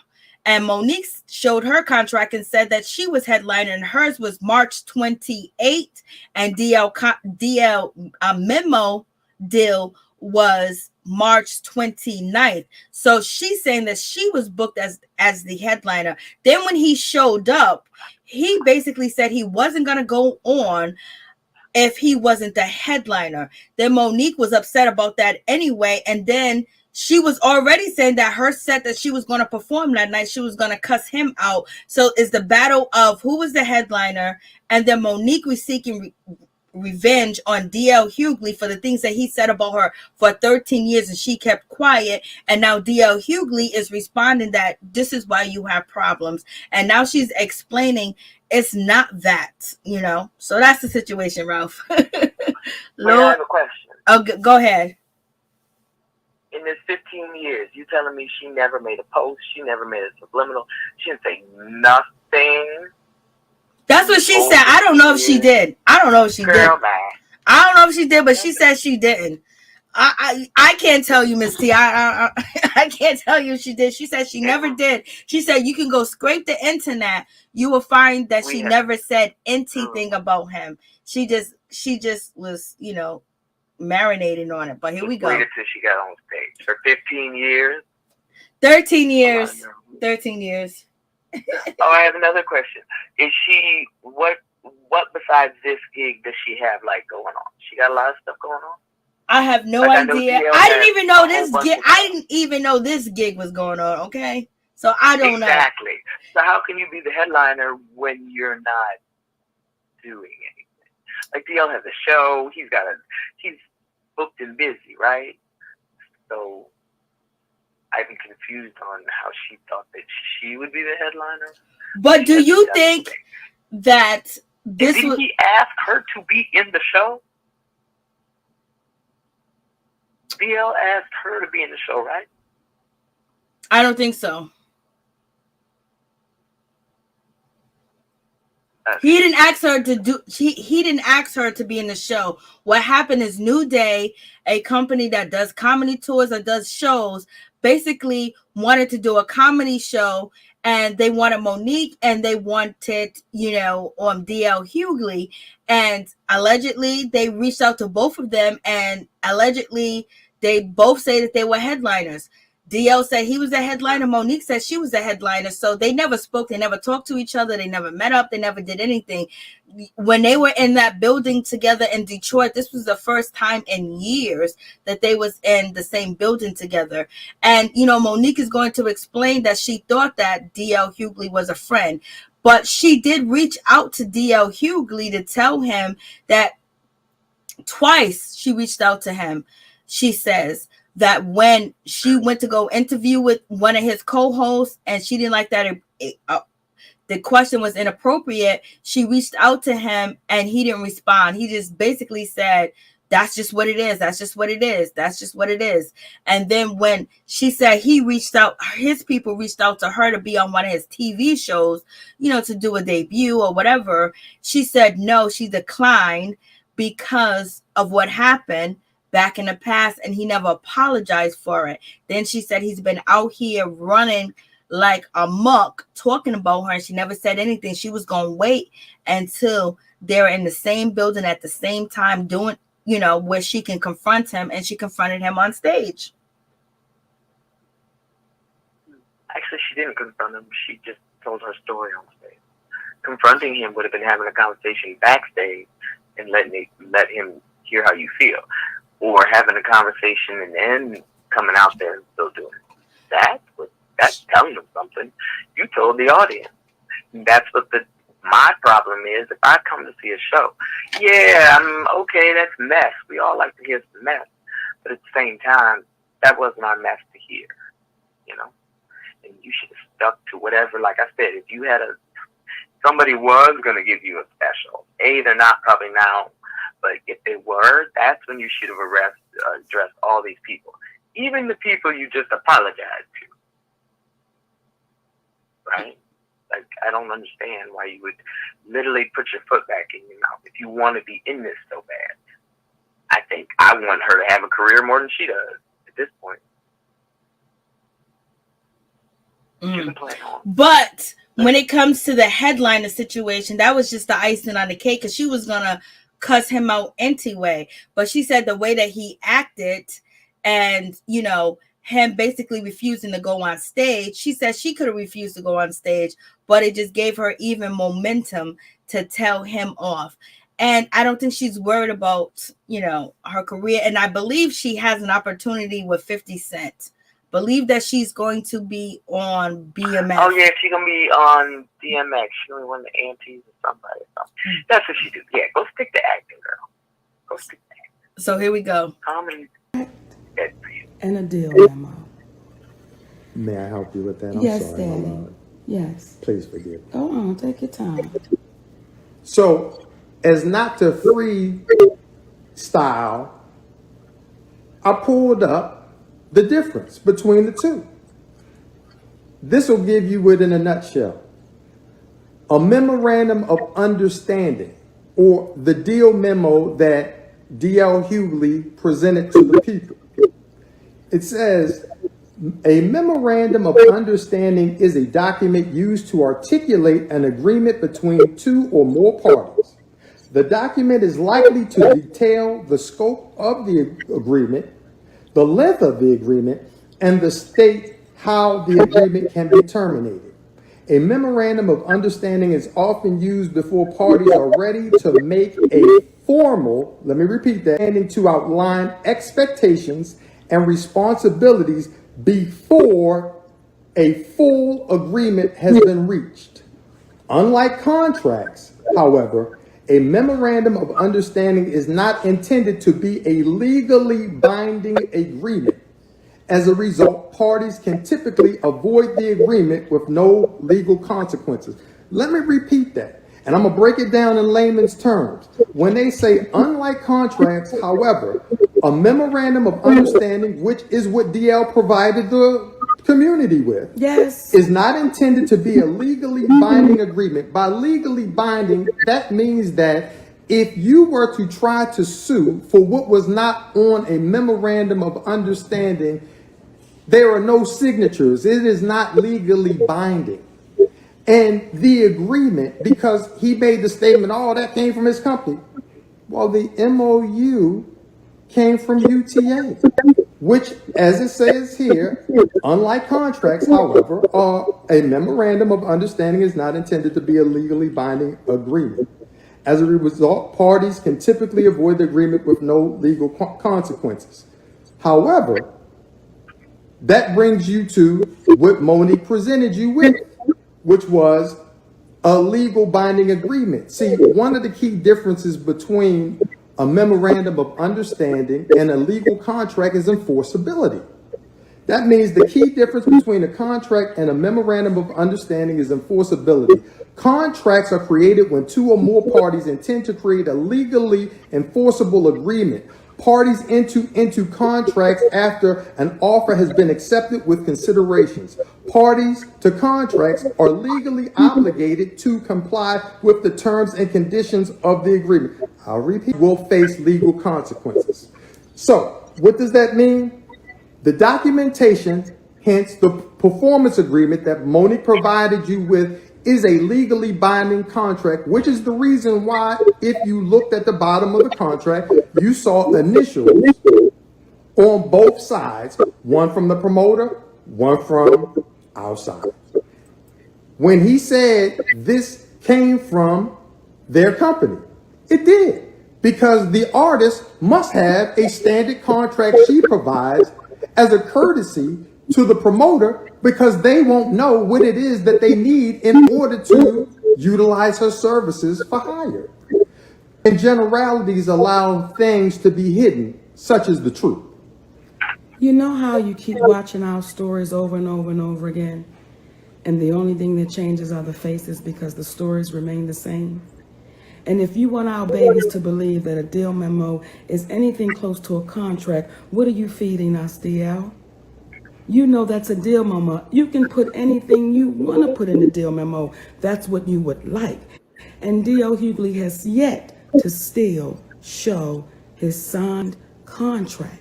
And this is something else that I want to address to us. When I see the comedians having these conversations, it makes my heart hurt for y'all, because it's making me understand how they are able to exploit, take advantage, use, misuse. I understand how it's able to be done, because when y'all start standing up and you're fighting against a sister that's saying, you've got to treat us fairly. You're fighting against a sister that's saying, I earned that position as headliner. Didn't nobody give it to me? I earned that position. You got a sister that's saying, listen, I'm, as D.L. Hughley would say, oh, she just selfish and thinking about herself. Anybody that's selfish, D.L. Hughley, would not take a 13-year hit in their career. See, if I was selfish, I would have taken the $500,000 that Tyler Perry tried to offer. To be quiet about it. To be quiet and make it go away. If I was selfish, D.L. Hughley, I would have had the conversation privately. See, I know the moment I say it out loud, I know the ridicule is coming. I know it's coming full force, but you know what? I don't care. And when they say, the problem that is had with Monique, as with many black women, y'all not supposed to stand up for yourself. You're not supposed to stand up for yourself. If Tyler Perry says anything they ask me to do is what I do and he's a billionaire, well, who are you to stand up for yourself? See, we know we crazy. We crazy because everything that we're communicating goes, it is counted. People out here, but they don't have inner peace. Everybody's mama, when they set out for Hollywood, say, don't forget us when you make it. I'm sorry, don't forget where you come from. That's what they say. Don't forget where you come from. Well, we come from a little place called Baltimore, Maryland. No place. Little place called Baltimore, Maryland. But it's no different from Detroit. We are not going to talk to you in generalities. You can't ask us, do we have anything up our sleeve, because we came here wearing tank tops. Okay? We want to be transparent with you. I'm sitting next to a black woman who you want to call selfish, but y'all forget when he brought up Lee Daniels. See, Lee Daniels has a support team that tapped into that man's conscience, that made him say, let me go up on stage and give this woman an apology. I want my friend back, because I know, and if y'all listen to what he said afterwards, it's very important. He said, I got caught up essentially in the hoopla until I realized what was important. And it took an individual who had enough nuts, literally and figuratively, from the trans community named T.S. Madison, to have a real conversation with him. It took his family, his sisters, his people, black women. Lee Daniels had a conversation with T.S. Madison and the support system, basically changing his heart and apologizing to Monique. What's up, Major? What's up? This is crazy. To own what it is that you've done. And this black woman right here, because people have called her selfish. Y'all wasn't there on the set when it was a white gentleman refusing to give Lee Daniels the light he was supposed to get. And he said, I'm not going to give Lee the light that he wants. And Monique pulled his card right there and brought Lee over and said, this man is messing with your life. Y'all wasn't there on the set of Almost Christmas when Will Packer was given direction over a black man named David Talbot, who wrote and directed Almost Christmas. And she said, hey, don't disrespect this, what? Black man. By giving directions as a producer over the director. If you don't believe us, ask the question. See, y'all weren't there when Monique was on the Parkers. And she said to the individual, because this is what makes her a problem. I need y'all to know she can be difficult. This is what makes her a problem. The individuals that you call extras, she calls background professionals. She had a problem that they were sitting around all day and water and lemonade was what they were given. And she said, why won't y'all give them some of the hot food that we eat? Because we ordering out and y'all ain't even eating. See, that is a problem. But who is it a problem for? Is it a problem for the people who are sitting there all day with lemon and water if they get hot food? Because they were there before we get there. Okay. And then after. Or is it a problem for the powers that be? And you got to ask yourself, who is she having these challenges with? Is it the powers that be, or is it the people in the support positions trying to uplift the show? And it's the powers that be. Now, if Monique never would have been blackballed for 13 years because they would have said, we can't ask that sister to do anything for us for free when we don't have a contract for her to do anything with us. Thank you, baby, because I want to address something. Kick it. And I want you black women to hear what this black man is saying. I gave Monique a chance. D.L. Hughley said he gave me a chance. Well, here will be the question. To do what? What did you give me a chance to do? You weren't the promoter. No monies came from you. Who are you that you would... Okay, so that's where she goes when he said, I gave her a chance. So I believe when he says that he was going to sign on to the show that they was going to do in Detroit. And so she's basically saying, how did you give me a chance? You didn't put no money in my pocket and you ain't the promoter. And why am I having an issue with you? Just because I didn't go on first?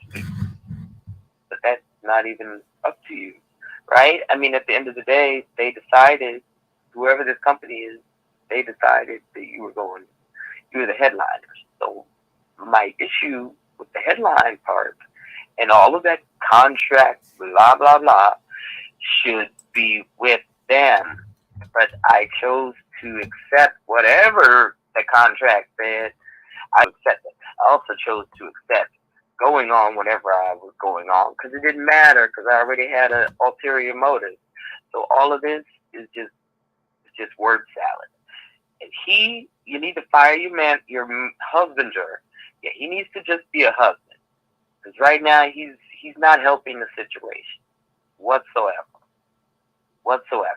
But I don't understand how this is good for her career. Cussing D.L. Hughley out and cussing him out, how is that good? Like, it was good. Like, when I seen it, that was on point. When she read him down to the ground, it was like, OMG, like, she is doing it. Like, it's just like your auntie cussing out, somebody in the backyard, baby.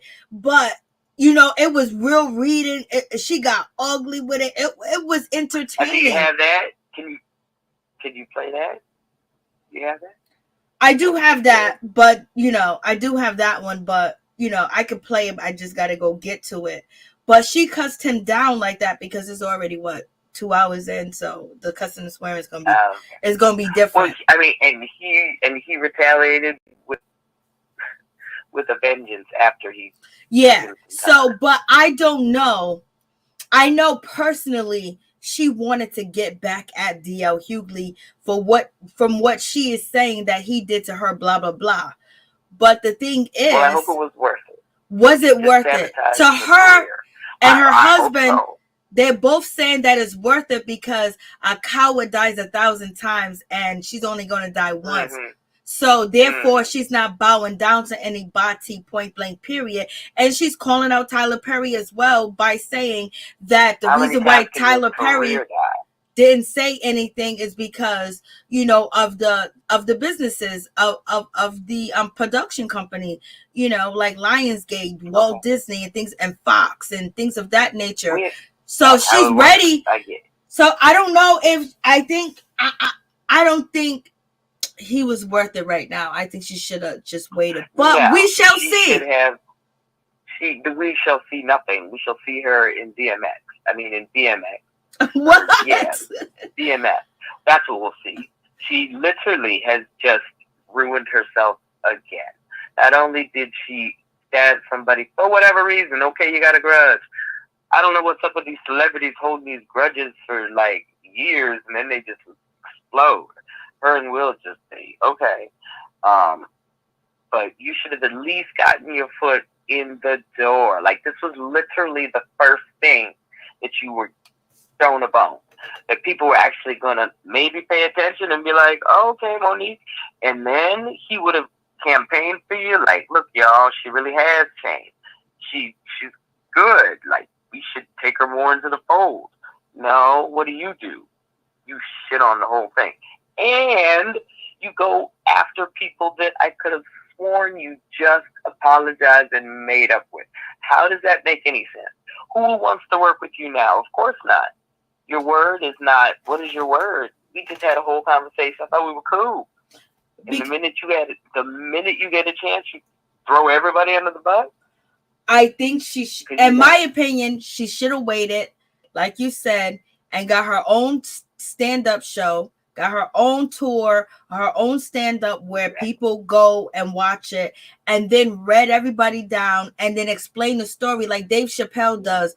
Like like he explains, oh, this is what happened. Right. This is why I don't like contracts. Because Dave Chappelle actually was saying about his contracts, how he doesn't own anything to the Dave Chappelle show, his name, the way he explained it. I think she should have had that and then went in at everybody that did her in. Right. And then that's why I feel it came from top of the dome. I really feel she could say she had anger for him, but you can't. I think she just was on a tangent with adding on all the other people. But on social media, people like this type of stuff, but they don't like this type of stuff from Monique. That's the thing. You got Blueface out here getting his mama. Just tired of it from Monique. Didn't she just yell at people for wearing bonnets? Girl, bye. Like, I'm just tired of it for me. And I want more for you. You really are funny. You were good in your day. You were good. I'd like to see you maybe get a stand-up. I'd like to see you evolve and get out of this blackball situation.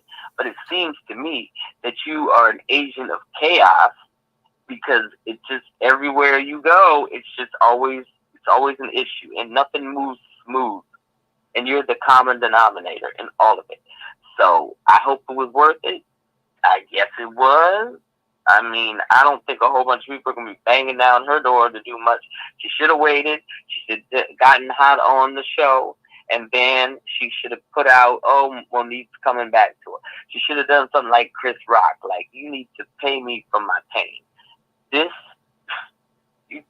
Because now it's her word against his word. We got the promoter that probably played both of them, but now he's coming out and he's looking like he's victorious in the situation because he didn't stoop that low. And then on top of that, it's looking like she came after him. Now she's saying that, oh, I planned on cussing him out. That's even worse. Yes, it would have been even better if she would have said, I thought she cussed him out because when she was supposed to be the headliner, he came down, he said, I'm going to be the damn headliner. And she said he refused to go on stage. So, okay, he refused to go on stage. So that's why I cussed him out. You know, that right there be like, you know, it just came out the heart. It just came out that, you know, everything that I've been through with this man and what he did for all these years would have been, that's why it came out. But she's telling us now in this video that she intend on handing his ass to him, and I don't think that was the right move at that point. I think she should have just waited a little bit longer.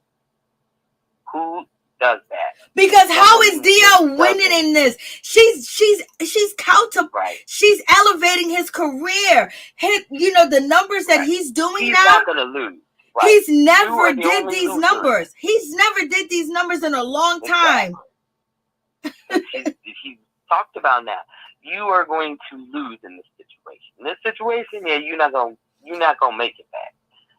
It's unfortunate. Well, you know, and all this explaining is bullshit. Not being recorded. What she should have done is cussed him out in this video instead of explaining shit. Continue. Right. They already think I'm crazy. They think I'm angry. Right. I am angry, mother effer. You done sit there and lie, and I'm cussing you out because you. At this point. Yeah, she should have. And then this would have went viral. This is not gonna go viral. Right. This is gonna going viral. He's going viral with his rebuttal after them going back and forth. So we'll see if this goes viral. But if any events trying to sit there and explain what a contract is, what a dim memo is, don't mansplain me. Don't mansplain. And then black woman this and all that other stuff. Speaking of, that's another thing. Yeah, don't weaponize me. Don't use me now. Now we black queens. Well, this black queen got a bonnet on. So now what are we gonna do? So like, don't put me in some stuff now that you're angry. Now it's this black king, black and he's black. Okay, like that's irrelevant. Don't do that. That makes it even worse. But you planned on doing it. Like, that's the craziest part about it. You planned it. I don't even know if she planned it. That's the crazy thing. So you're gonna tell me that she got this deal with New Deal to do this show, and somebody talked to and then it's so sad because DL said in one of his Instagram posts, somebody got you gassed up with octane. Like, damn. Sure do. And trust and believe the industry is small. The right message, wrong messenger. Some of the stuff you're saying is dead on. It is. But you're not but the right messenger. This ain't the time to explain all situations. I know she's explaining. You can't do it. I know she's explaining all these situations because he said you got beef with this one, you got beef with that one, you got beef with this, blah blah blah. Tyler Perry, Oprah Winfrey, you know, Blase the third. Right. And she should have just said she's addressing that, but it should have been in a comedy form. This is almost like, oh my God, you know, this is like, save me. Right. You know, this is like, oh my God, I did something wrong. You didn't do nothing wrong, but the way that you're DL responds, like he can't do it on stage because he ain't funny like that, but responding in his environment, you know, and getting paid to respond. But he lit you up. Yes. What? And so now he got paid from the damn show, YouTube page getting paid, Instagram page getting paid, and also getting paid from the podcast people. So now he's winning. So now he can say anything because you came at him first. Right. So now he's the victim, and he can use your whole past against you like they using the court of law. Yeah, he's winning. Okay, let's keep going. But what Monique and her husband is saying is true. So it should have been a clap back, just her clap backing without all this extra stuff, just her directing everything that he said. Boom, boom, boom. Say, exactly. Not and then just be you. Yes. Why your husband even? Okay, he could have been there for the little gay part or whatever. That's fine, even though that's not even that serious. But it should have just been you. You should have said what you had to say. You probably should have written some notes instead of going off the dome, because clearly when you do that, it doesn't work out for you well either, okay? So you should have probably thought about this for a second and then said what you had to say. Get yourself prepared. He doesn't need to be in it. He's making it worse. 10-1, it might have been his fault. The way the contract's written, so he's your contract man, right? So y'all, like, that's why this makes no sense. But see, he's literally your manager. So, yeah, and so this is what DL's responding back. But I'm just saying it could have been in a different way that she could have got this off. He did 7 minutes. She should have did 7 minutes about responding to why she did it and gave you a food for thought real quick, read, funny, and then boom. Like and then she should have sat down and did this long interview, and that would have been easier because a lot of people are not going to hear it because they're just not. But I don't. He sat down and he got to hit all his points. But this is just something that is a stain for her. But for her, she don't believe it's a stain. For her, it's vindication. For her, it's just like when you see somebody that robbed you and stole from you, and you finally catch up to them, and it's just like, oh, it's just me and you, baby. That's how it was. But it's not like it's just not me and you. It's the whole world looking to see what Monique is gonna do next. Okay, yeah, and Monique caught up with this person who's been talking. Okay, and we fight and we beat. But guess what? Now they're going to the hospital, and you're going to jail. So. Like, again, you still don't win. Like, it's a lose either way. She definitely shouldn't have done it right now, if at all. If you waited 15 years, you held this down for 15 years, girl. You couldn't wait another couple of months, a year. The sad thing is, DL could be lying now that she attacked him first. Where did that come from? Now she's explaining to us, I interviewed with him, years ago, and his co-host said some appropriate things to me, but then you say he did not air it. So then he heard you, even though when you talked to him, he disrespected you and said, that's how we do, but he didn't air it. So that means that he heard you. So that right there, exactly. He heard you, and he did what you asked. You welcome. And didn't say anything about it. We know all of this stuff because of you. Like, we're finding out all this information because you keep talking. He could have been said something. And he came with more receipts. You don't have very good receipts. He came with receipts, which were the ticket. Like, these things literally make it make sense. The memo, fine. I guess whatever. That could have been whatever. But when you look at the ticket, he's the biggest. It's his name. So is that his fault? When you look at the posters, all the promotions, it's his face, huge as cuffs, and her and the other people are, scattered. So is that his fault too? Like, those things to me say that yes, he clearly was the headliner. Whether you believed it, thought it, whatever, he clearly was to somebody. Because somebody had to make those choices, and they made them, and that's what they put out. And the sad thing is, what if she really was the headliner? And and her contract is legit. Right now, he could just sit there and play. And Hollywood is gonna play with him because now she's saying all these names. She's bringing back Oprah, so now they're gonna even blackball her even more. As far as Monique got fans, but the problem is now they're gonna make this is her new victim, and this is what's happening. Right. We're just seeing the same pattern, right? It's like when you cry wolf. And it's probably not that. Really DL's probably Wrong as hell. Dio probably came up in there drunker than a motherfucker. He came in there drunk and said, oh, this B word ain't gonna be running no show. I ain't gonna perform. And Monique probably said, you know what? I'm gonna let you have this, brother, but I'm gonna read you. But at the same time doing that, now everything that people have said about her is being used against her, and she's trying to fight against it by giving them facts when she should fight it just as dirty as he is if he's lying. Exactly. And again, right message, wrong messenger. We already know you to be in some scandals, right? So of course you're going to have to do more to prove your point, because you already coming out the gate with a deficiency. You got to really, like, where you coming from? Yeah, you got to catch up.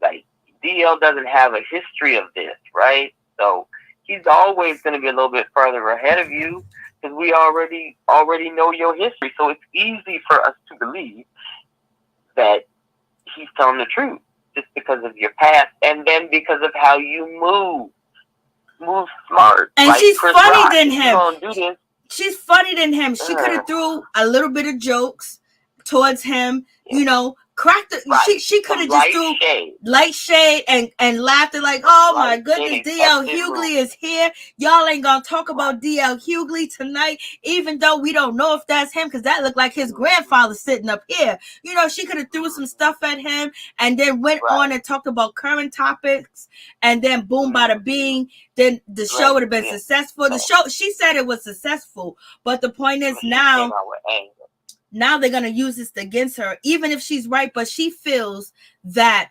she's not butt kissing, bootlegging, and she's not going to bow down. She could be right, but there's a right way and a wrong way to do everything. You could be absolutely, she could be 100% right, but this is the wrong way to do it. So there we go. So she could be absolutely right. She could be telling us the whole truth, nothing but the truth. But this is not the way that you do that and get people's attention.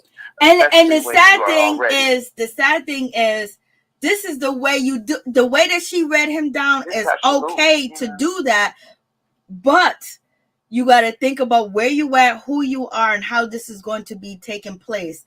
And that's the only thing, is because now she has a bunch of people that don't want to mess with her, and people that's going to say, look at her with her daddy, and look at this, look, she's the same person. But at the same time, if somebody else would have read down, everybody would be laughing. But since it's Monique, it's like, this is the worst thing in the world.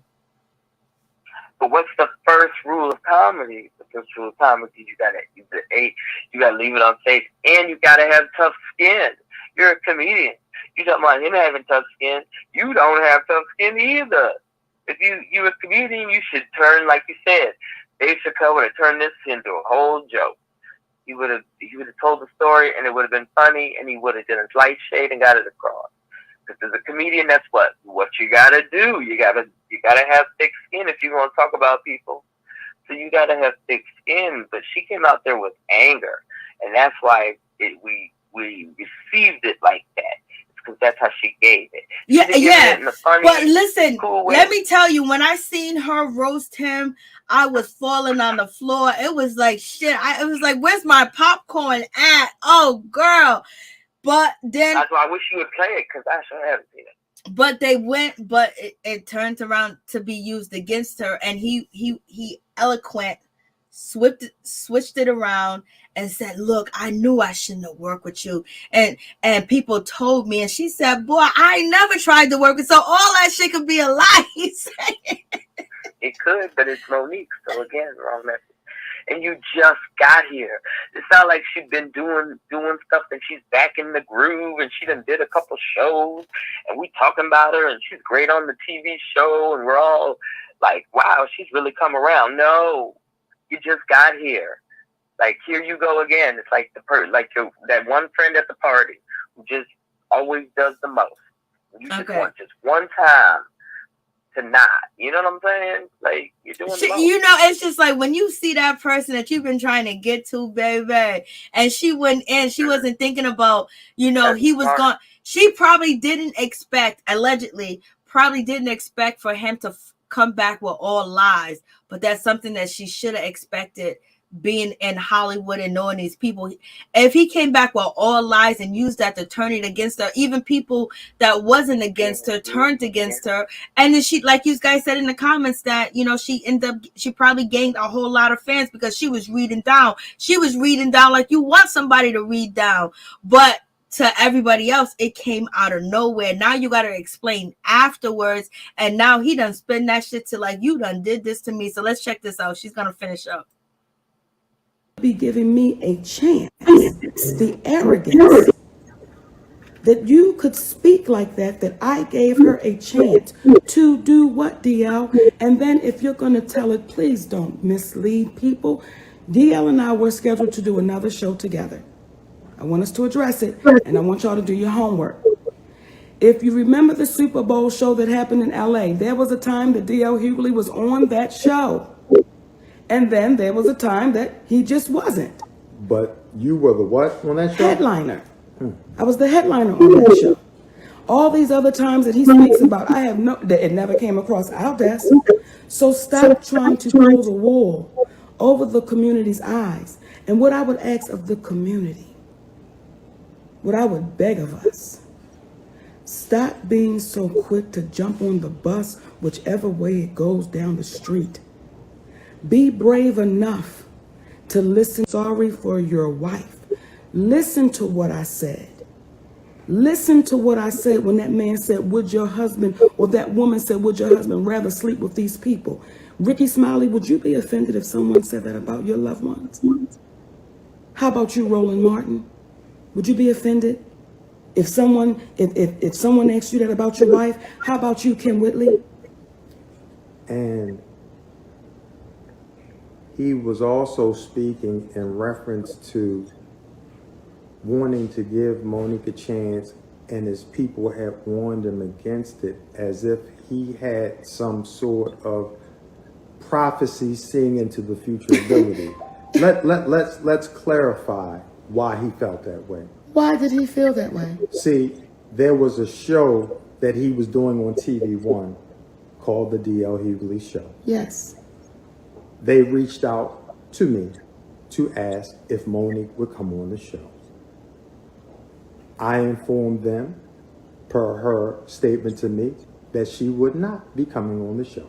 Come on. Okay. Thank you. Okay. You got it, sweetness? Okay. They then came back and asked why. I said to Monique, would you like me to tell them? She said, please do.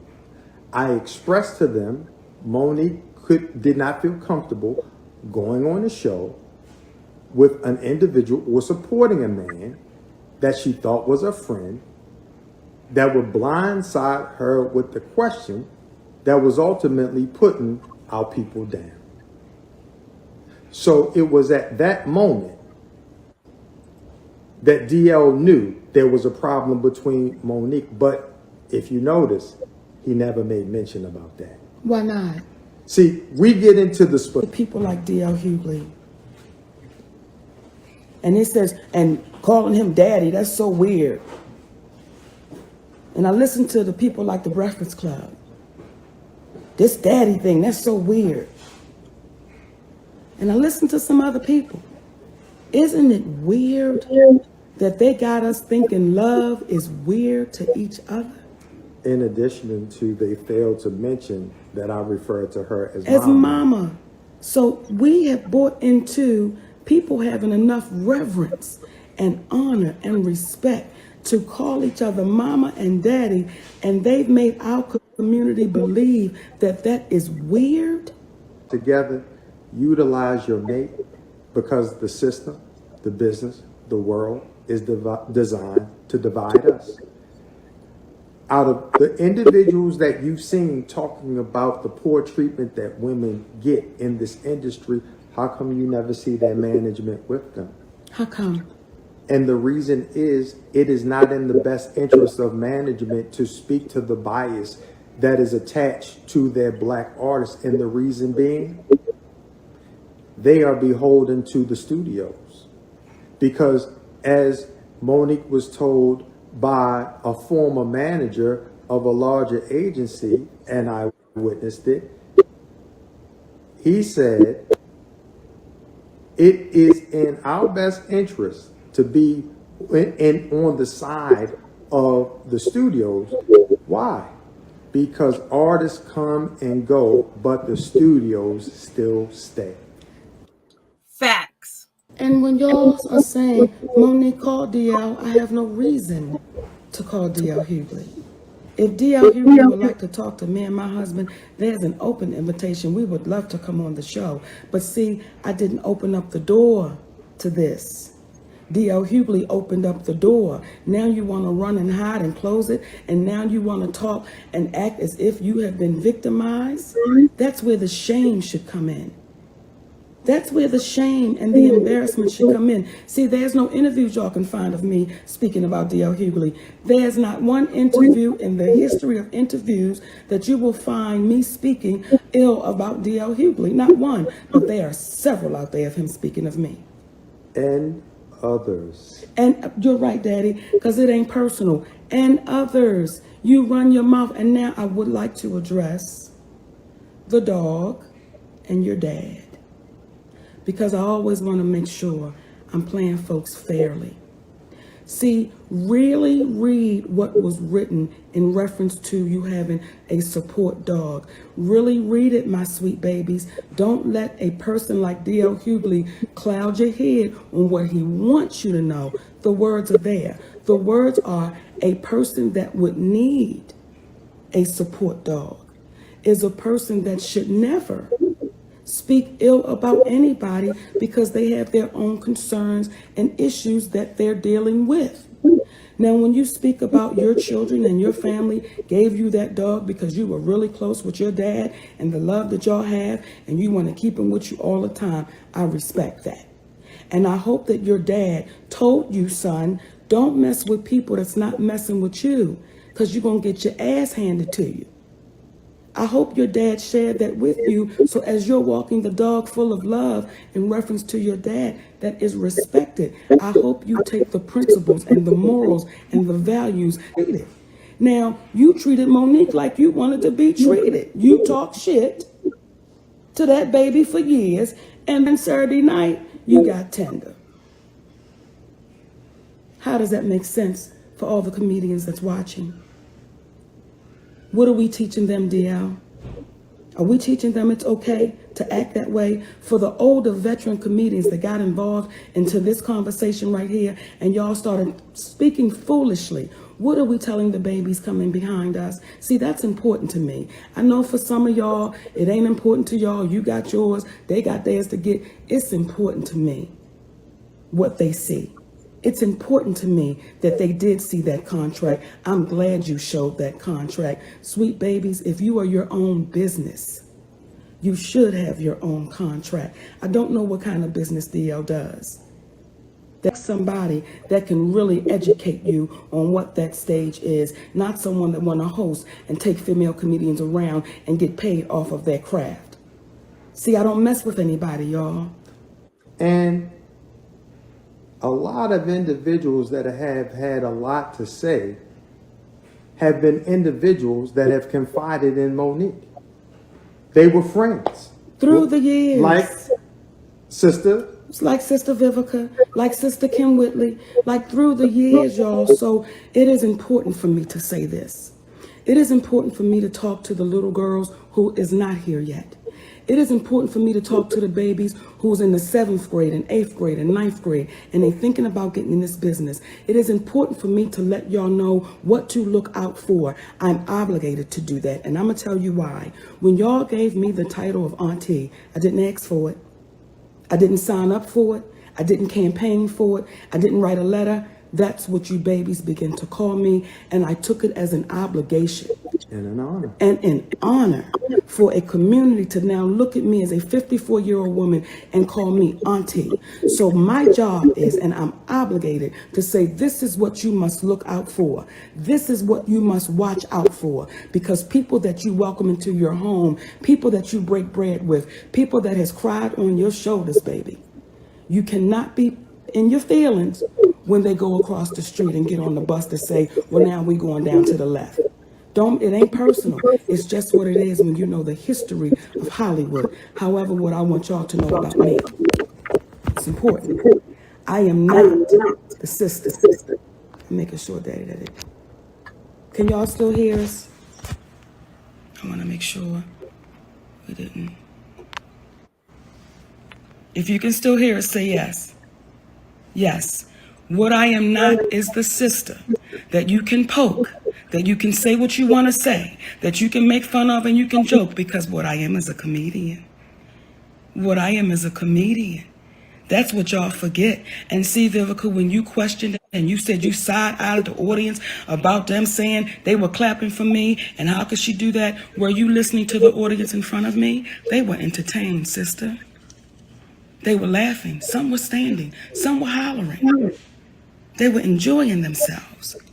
So I hope now you don't take what I'm saying to you personal, because I don't take it personal. I just want to address it, so that maybe y'all will think twice before y'all start speaking on people's lives and their decisions, because you have your own issues. And we have to stop being comfortable with hearing the tea spilled on someone else, but now you are uncomfortable with a black woman sharing her own personal experiences. Yes. She ain't dropping dimes. She ain't spilling the tea on nobody else. She's not spreading a rumor on somebody. That we're comfortable with that. She's telling to you, and she's speaking to you in reference to how do we avoid the pitfalls that's out there designed to catch us up. How? So, June 18th, I'm going to be in Raleigh, North Carolina, at the Duke Energy Center. And will I have some shit to say? Yes, but I keep the stage the stage. I keep this. When we talk to our community, it's in nothing but love. And I love us for real. Despite what y'all want to think, I even love the ones even more who don't get it.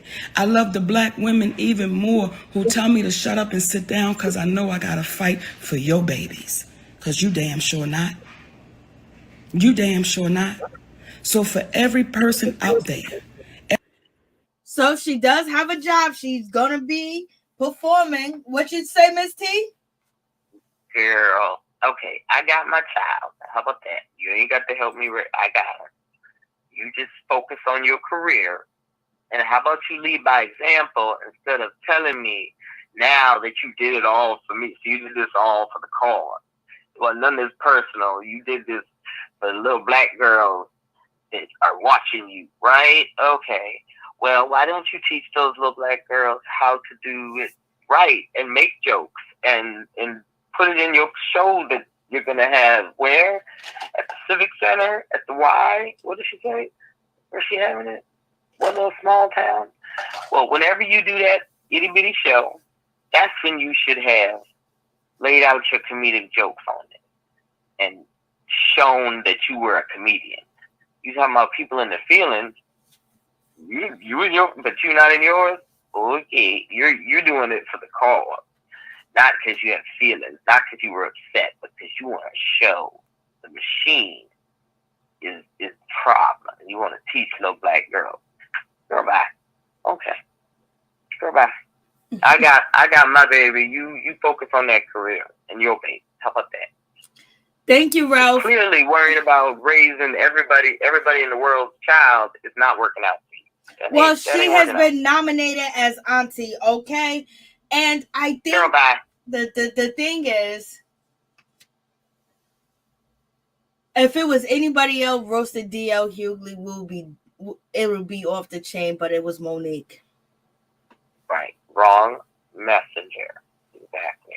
It couldn't be you, or it couldn't be you right now. He's somewhere drinking drunk, and he's like, "Oh, I hit a lick.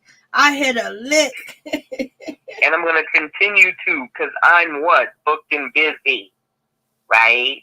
So this was just, like he said, that was a gig for me. That was just a show. Just like that other show I did. It was just a show. I'm booked and busy, but you so stagnant, pretty much, is what he's saying, that you ain't going to be able to move on like you should. And that's true at the same time.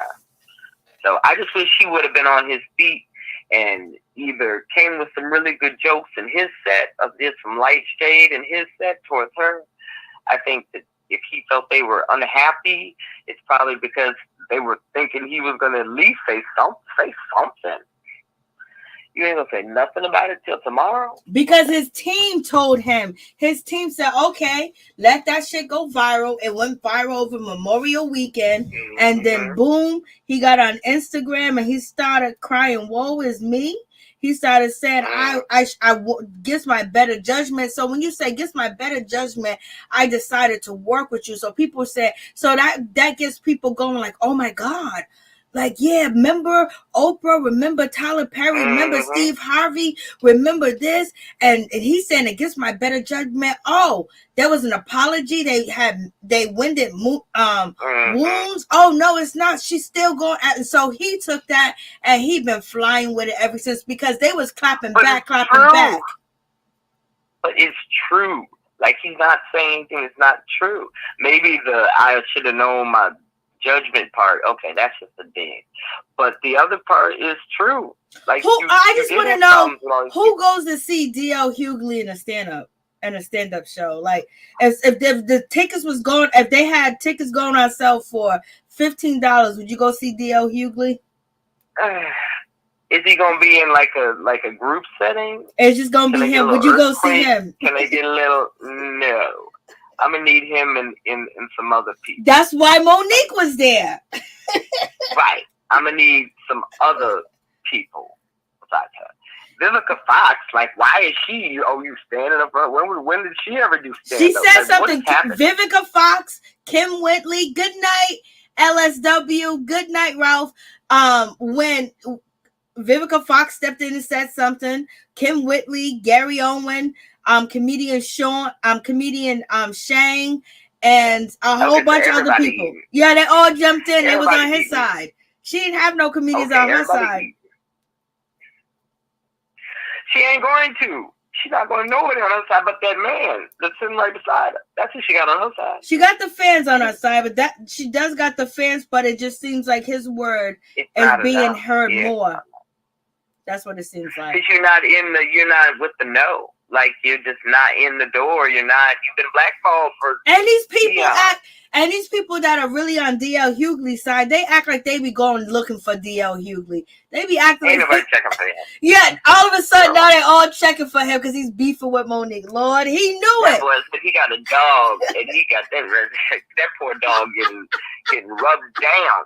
That poor dog now is probably stressed dog. She read him down with the dog, and he basically used that to be cry woe is me. My kids and my wife got me that dog because of my fault.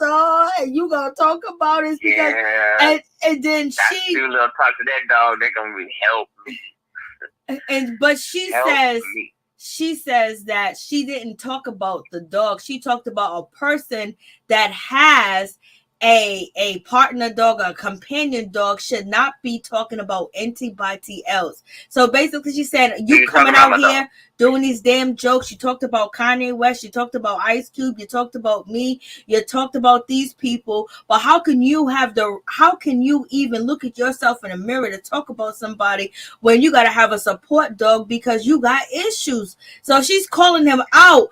And she should have just responded with comedy. I can't have some anxiety and be semi-funny. Like, that's two different things. Like, yeah, he pulled out they both got violins, and they bought them from the same store. And they playing them. She got like 3 different ones, though. But they playing them. Okay, hold on. One second. D is absolutely right. Monique, her calling out Netflix gave a lot of other people better deals. That is definitely true. Yeah. They went out there. Not her. Netflix went out there and got all the black comedians, the new ones. Tiffany Haddish and all of that. All of them did shows with them and paid them what they supposed to because she called them out. So she's taking a bullet for the situation. It's just that I don't think that she's a horrible person. I don't think that she's wrong. I just think that she gave D.L. Hughley and the people that hate her so much ammunition. And I don't believe in giving your enemies ammunition to use against you when you got to look at all the sneak attacks that are going to come. So she might be right. She might be wrong. But if you go in there and you do that, it's gonna be no, because he's already on a podcast, so he's gonna bring it up. People gonna pick it up, and now you got more platforms on Instagram that can cut it, clip it, and it can go viral. And that's what happened. She went viral. Everybody was like, "Oh, Monique, Monique." But she went viral for like, okay, but people who go viral also, viral has a longevity. The Gorilla Group girl went viral too, but I mean, where is she now? Like, okay, your 15 minutes is going to come and go. And at the end of the day, he's still going to be winning because he's booked and busy. And you are going to now be trying to figure it out again. So I didn't tell you. Nobody is telling you to fall on this sword, right? No one's telling you have to be this leader for all of these. No one's saying that. You choosing to do that. So thank you for blowing the whistle, and now but that didn't help you. So you did that for the people, right? For the other black girl. Now you did this for who? You did this to show that the system, and you got to educate everybody. That's not the way to do it. You are the wrong. And I understand what you're saying about that, but I think if you feel like that's your calling, and if you're deep down in that business and you see what they do to people that look like you speak up. And her speaking up did help a lot of people as well. And the people that it did help, they threw shade at her and they want to work with her because, she was blackballed. And then on top of that, okay, well, there's a wrong way and a right way to show that it's corrupt. Dave Chappelle did it right? He went against. He had backing. He had backing. But he had backing. Right, he had backing. But she could have done it. Back when she did all of this, if she'd have done it the right way, it would have had a different impact. But she lets her emotions lead her. She didn't take a second to stop and think about it. If she had stopped and thought about it, this would be better. This whole spiel where she's been talking about everything but what we needed to talk about, that would have been more direct. She could have had this, grieved her feelings and said all of that, and it could have been funny, because I guarantee you, whenever Chris Rock does whatever he's going to do, it's going to be funny, and people are going to tune in. So you can do it a better way and get your story across. Dave Chappelle has told us all about the corrupt system through stories and jokes, and hold on. Happy Day says the difference is Dave Chappelle's a man and she's a female. She's a black woman speaking up, and she's going against these bosses.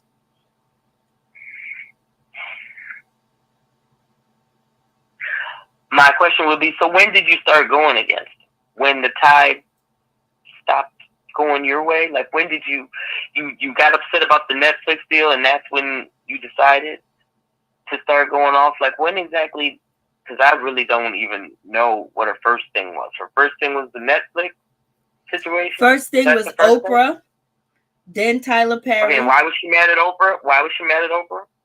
Because Oprah didn't back her. Then Oprah got mad at her because she wouldn't promote. Then Oprah wanted to invite the people that abused her on her show to combat what Monique said.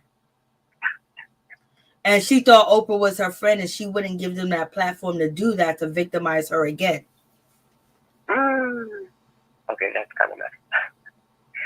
Yeah, that is kind of dirty. Okay, I'll admit that's messed up, Oprah. That's messed and up. Then did Tyler Perry said that she's hard to work with. Then he said she's not hard to work with. And then her husband explained when she was on set, she stood on the sword again by basically all the people that were extras. She called them bosses or whatever. They was just drinking lemonade and tea. And she was like, all of us big people are eating good food. Why not give them some food? And then she got in trouble for that because she's speaking up for other people. Okay. But it gotta be more than one person falling on the sword. A bunch of people gotta fall on the sword, because if you don't, a bunch of people, once you get comfortable and blah blah blah.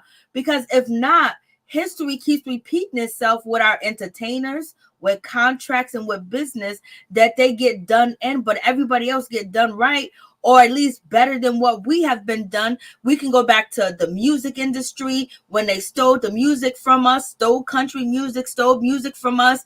And then, they will put other people on the cover, not the black people on the cover, and put another race on the cover, or basically give them contracts where they never make you go back to all them old songs, and most of them didn't even own the rights to the song, and they didn't have nothing. They were so happy for an opportunity.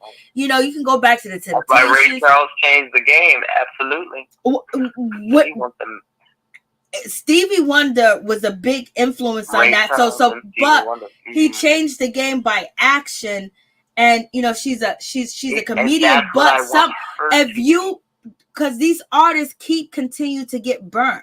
This is why they keep complaining, and they get these lawyers. That's what Dave Chappelle did when he did his stand-up. He basically talked about he don't own the show, he don't have no rights to the Dave Chappelle show, and it's his name, and how they robbed him, how they took it away from him, how he don't get no money from it or anything. And so okay, so what's the difference? Because Dave Chappelle is booked and busy. But see, when it comes to Dave Chappelle, he spoke that, but he still didn't burn any bridges because he didn't say anything really. Exactly. He just left and he went to Africa, but he had $50 million. Monique didn't get no back end of these movies. She didn't get no back end. She didn't get the money that she wanted, that she was deserving to get, that these other people have. So she spoke up about it. And you already know when you speak up, you got to be ready for everybody. She not want to do, but wait. Wasn't she the one that, why did she refuse again to go on the tour for the movie? What was her reason? Because she wasn't getting paid and she didn't get the back end. So basically they wanted her to work for free. Okay, who read and signed the contract? And one thing else, D. This is true too. I wanted to talk about this too. Anita Baker. As much as we love Anita Baker, we listen to her music. Anita Baker reminds me of when I was a kid and my mom and my dad would dance in a house and love each other and put on, like, sometimes, them good memories. Sometimes I will put on Anita Baker here and there. Not this, maybe last year, whatever. But Anita Baker didn't even own the rights to her music. Chance the Rapper had to help her get her masters back. So we see all these celebrities that got this and that, and they're doing so good at the time that they are on top, but they don't own nothing. They don't even own it. And we also do it to each other. P. Diddy, are you going to give Mace back? But the thing is somebody got to speak up, but it has to be a way that you can do it. It's got to be a better way. Yeah, it got to be. But I think this is the only way that she knows, but especially when you're by yourself. But sometimes you got to stand alone, and that's what she's doing. But hold on, let's finish her off with this show. Every black woman out there, I'm speaking to us. Every woman out there, be unflinching in your position. Be unwavering in your position, and don't let a damn soul bully you. I don't care who it is. Let them know when they run into you, they running into a wall. So D.L. Hughley, you ran into a wall, brother.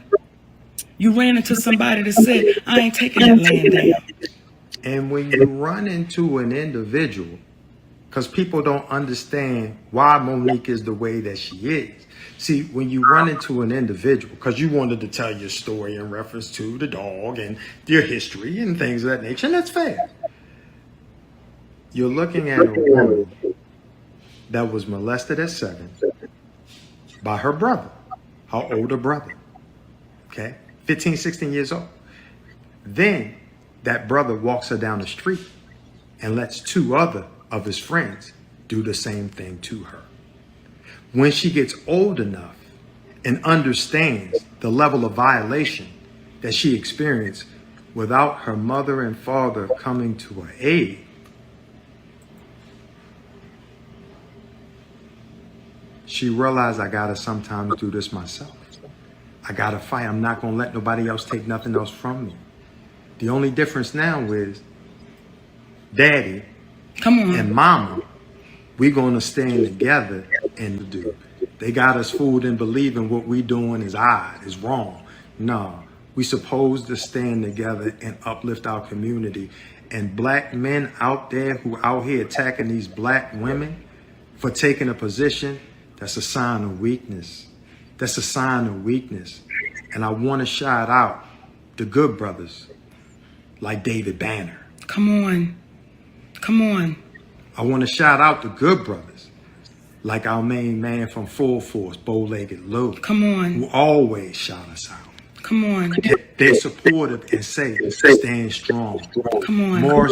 Maurice Duncan. That he's, y'all don't know, but that's my man. He's a PR cat. They get some of the baddest cats on there. We can't forget Mr. Nashville. Can't forget Brother Larry Nashville. Cannot. And I want to shout out a sister. Couple of them. One sister's name is Corey B. Come on. And that sister goes on the road with me. And when that sister told me after it was said and done, not when it was happening in the moment, when I found out people were putting her off of shows because of her relationship with me, and she looked at me and said, if you rockin', I'm rolling, bitch. I don't care about them people putting me off them shows. See, that sister right there, she one of the baddest in the game. But there's another sister in this game that is a legend, that is a vet, that is so brilliant in what she does. And that sister's been calling me the whole way through. And her name is Roseanne Barr. Come on. The one we tried to throw away. Oh my God. See, I can't name the other black female comedians that say. Okay. This is where I'm. Oh, okay. I can't. I knew she was gonna say Roseanne Barr. I just knew it because when she first, Oh my God. she picked up Roseanne Barr before. I knew she was gonna go there. I cannot. Did she? She said she can't say the other black woman name because they'll be blackballed. So yes, there's a hit list. So why won't her and Nene Leakes do a show together? And what's her name? Mariah. They all need to band together. Desperation. I can't band with anything that bands with Roseanne Barr. Like that, she just took me out with that. I'm completely done. How did we get here? Like, to me, we've strayed so much from the point that you should have been making. How did we even get here? And then he's still talking. It's bad enough that he just intercepts. Did he just tell, like, I don't know, did y'all have a conversation about this? Like, you just told all hello? Was that personal business already known? I didn't know all that. Well, they're going to be on the Why? list. I didn't. Did you know that happened to her and all that? What she needs is some counseling. That's what it sounds like she needs. From what he just shared, she's been through it. And it makes how she moves, it clears up some things for me. But it also shows me that, yeah, she's really damaged and needs to go get some help. Because it's not right. This ain't how you do it. And it's not going, she's the only one that's going to really lose in this situation. But she said Roseanne Barr, so that's where I get off the bus. That's my stop right there. I'm going to keep my bonnet on. Okay, 1 second, here we go. Roseanne. She said Roseanne, I was like, baby.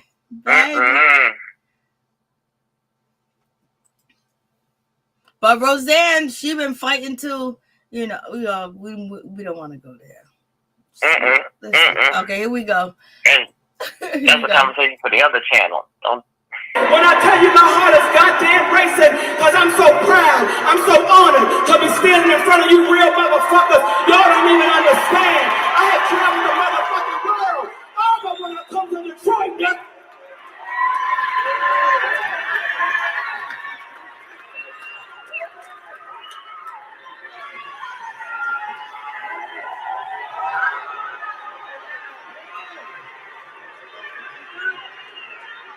see,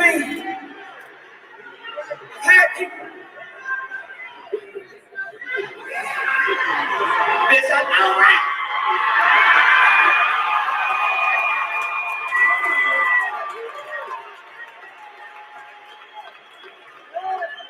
See, when when they called me to come play Detroit and come play the Fox Theater, and I ain't played the Fox Theater in over 20 motherfucking years. Oh Lord, she hasn't played there in over 20 years. That's really blackball, girl. Let's keep going. Goddamn excited. I was so motherfucking excited because I said, oh, a bitch is going back. A bitch is going back to the Fox Theater in motherfucking Detroit. When I tell you Detroit, y'all don't understand what the fuck I had to go through to stand in front of you beautiful motherfuckers tonight. Y'all don't understand the fight a bitch had to go through to stand in front of y'all tonight. Y'all don't understand I was ready to walk the fuck up out of here, but I said I can't let the people down of motherfucking Detroit because the promoters is worthy as a motherfucker.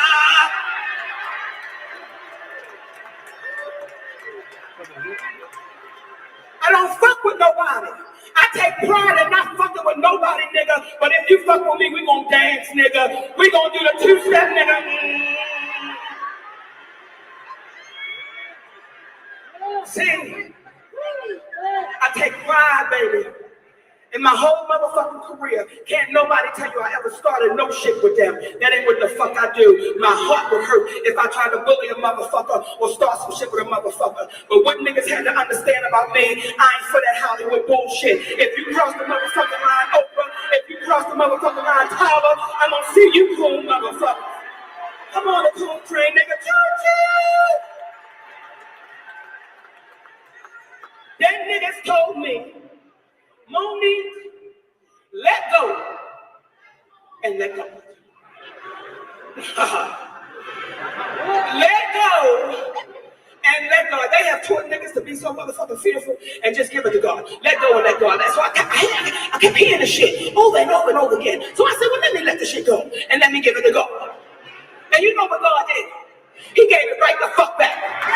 He said, bitch, I gave you everything you need to deal with these motherfucking goons. Steve Harvey, D.L. Hughley. I gave you everything you need to deal with these motherfucking coons. I don't fuck with nobody. See, tonight, I'm gonna tell y'all what the fuck is going on, because y'all know one thing about me, bitch, I'm gonna tell. That's my name like this little girl, bitch, because I'm gonna tell. Bitch, I'm gonna tell you out there kissing Petey on the playground, bitch. You nasty whore, we in the 3rd grade, bitch. I'm going to tell. Yes, he pumped me, bitch, but nobody saw it. I want to tell. See, I fucks with contracts. That's why niggas got a problem with me. If you sign the motherfucking contract, that's what the fuck it is. But they're so used to niggas fucking around with the contract and being nervous because they might lose an opportunity or a motherfucking chance. So they will redo the contract. I'm not a bitch who's gonna redo the contract. If you sign the motherfucker, that's what the motherfucker is. So tonight, see, I'm gonna tell you, I'm gonna break it down to you, Detroit, because I would feel less than a motherfucking woman if I didn't let y'all know what the fuck was going on this stage right now. So my energy is a little different, nigga, because they got me fucked up. They got me fucked up. They got me fucked up. So the contract, oh, nigga.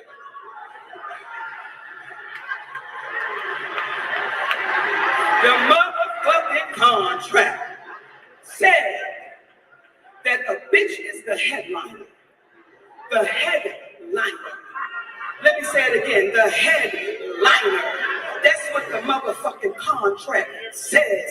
Monique is to be the last motherfucking person on the goddamn stage. She is the headliner. That's what I signed the fuck up for. I'm 30 plus years in this motherfucking business, and I don't open for no goddamn body. The contract said the headliner. The contract said the headliner. The contract said the headliner. But a nigga named D.L. Hughley turned into a bitch and said I won't perform if she does that.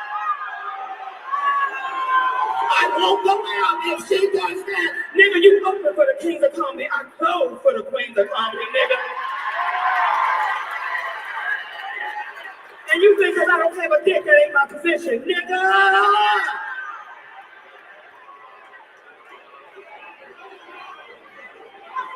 So when I leave this motherfucker, the headliner has left. I don't fuck with nobody. So I don't fuck with no motherfucking body. But when you cross the line with me, nigga, you have crossed the motherfucking line. And that bitch, nigga, has crossed the motherfucking line. See, we got a history, nigga. We got a history. That nigga went on a tour talking about all Monique wasn't. You can Google it right now. Yeah, he went on Monique, all I wasn't, but I wasn't worth all of this bullshit. And nigga, you put your feet under my motherfucking table. So you came to my home, nigga. And you put your feet under my motherfucking table. I don't get down like that, goddammit. You got a bitch wrong. You talk about young love, and because of their names, nigga, your name is DL. What the fuck does it stand for? Hey, how far you bending over, nigga, on the DL? You fuck with the wrong one. That's my family, nigga. I'm home, nigga.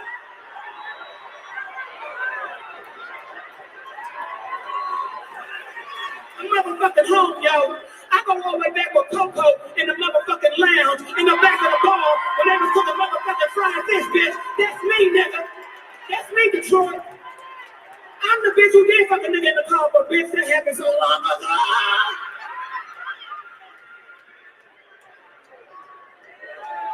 See, black women, let me tell you something. A lot of black men in Hollywood got a problem with me.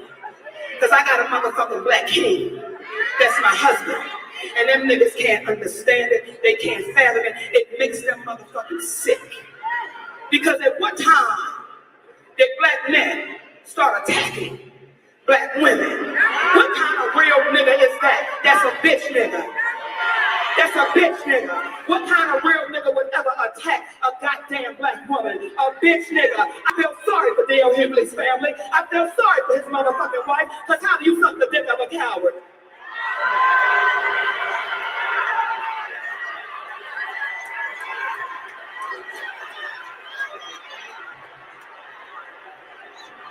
I tried to play fan, bitch. I tried to play fan, nigga.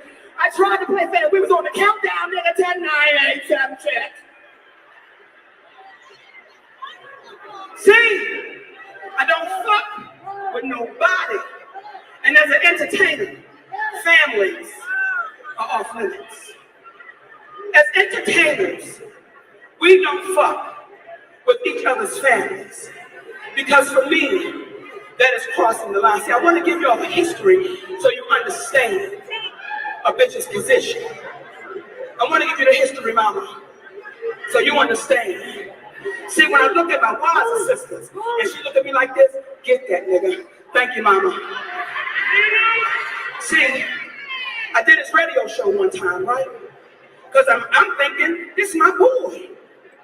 Okay, yeah. So I think it was all pre-written. Yeah. I feel you, D. D said that she doesn't understand why she's still using the N-word. So what do you think about so far of the stand-up? It's not really funny to me. You angry.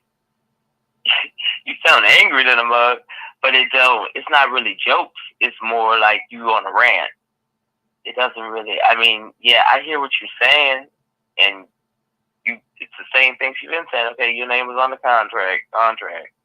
Okay, you were supposed to be the headliner, but at the end of the day, you still came out. You weren't the headliner, and it is what it is. I don't know why, but she just went for his fan. So it's the hypocrisy.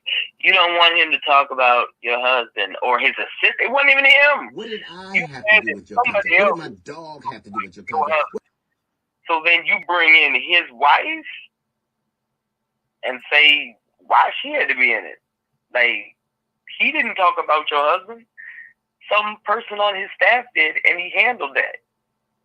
So to me, that's just all anger. It's not really jokes. It's her just being angry. Like, how you gonna say that? Like, I don't know. You're a coward. I feel sorry for your family. I thought you just said families were off limits. The question is, where is Monique's, this towards DL is all over the place, but his ain't. Why is that? His what? What he had to say? When he came on the show, after she did what she did, he closed out. So why isn't that anywhere? Nobody recorded him? No, because he stuck to the script and he didn't ad-lib like he's supposed to and take advantage of the moment like he was supposed to. Because he missed an opportunity. He probably just did what he had planned. That ain't nothing to tape. We don't need to tape that. Now, he would have really went viral. What you do is, as the headliner and a comedian, you now come out and you address right now what just happened. You address all that. There you go. We would have seen his viral if he'd have been able to be on his feet like he came with all that other foolishness. Take the dog. Okay, 1 second. But all them other jokes. Hold on 1 second. I think this is his. Yeah, Hughley. That show they were supposed. Yeah, that's not his. Social media without.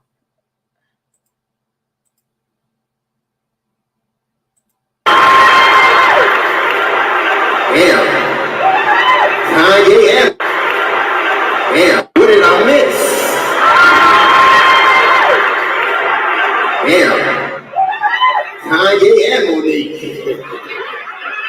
You can't go nowhere. Apparently, Precious was not a movie. That shit was an autobiography. God damn. I hate everybody. Damn. Netflix and Steve.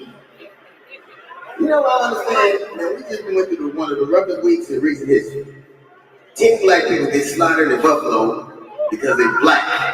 You got 21 kids getting slaughtered in Mexico, and you want to talk about you all the goddamn time.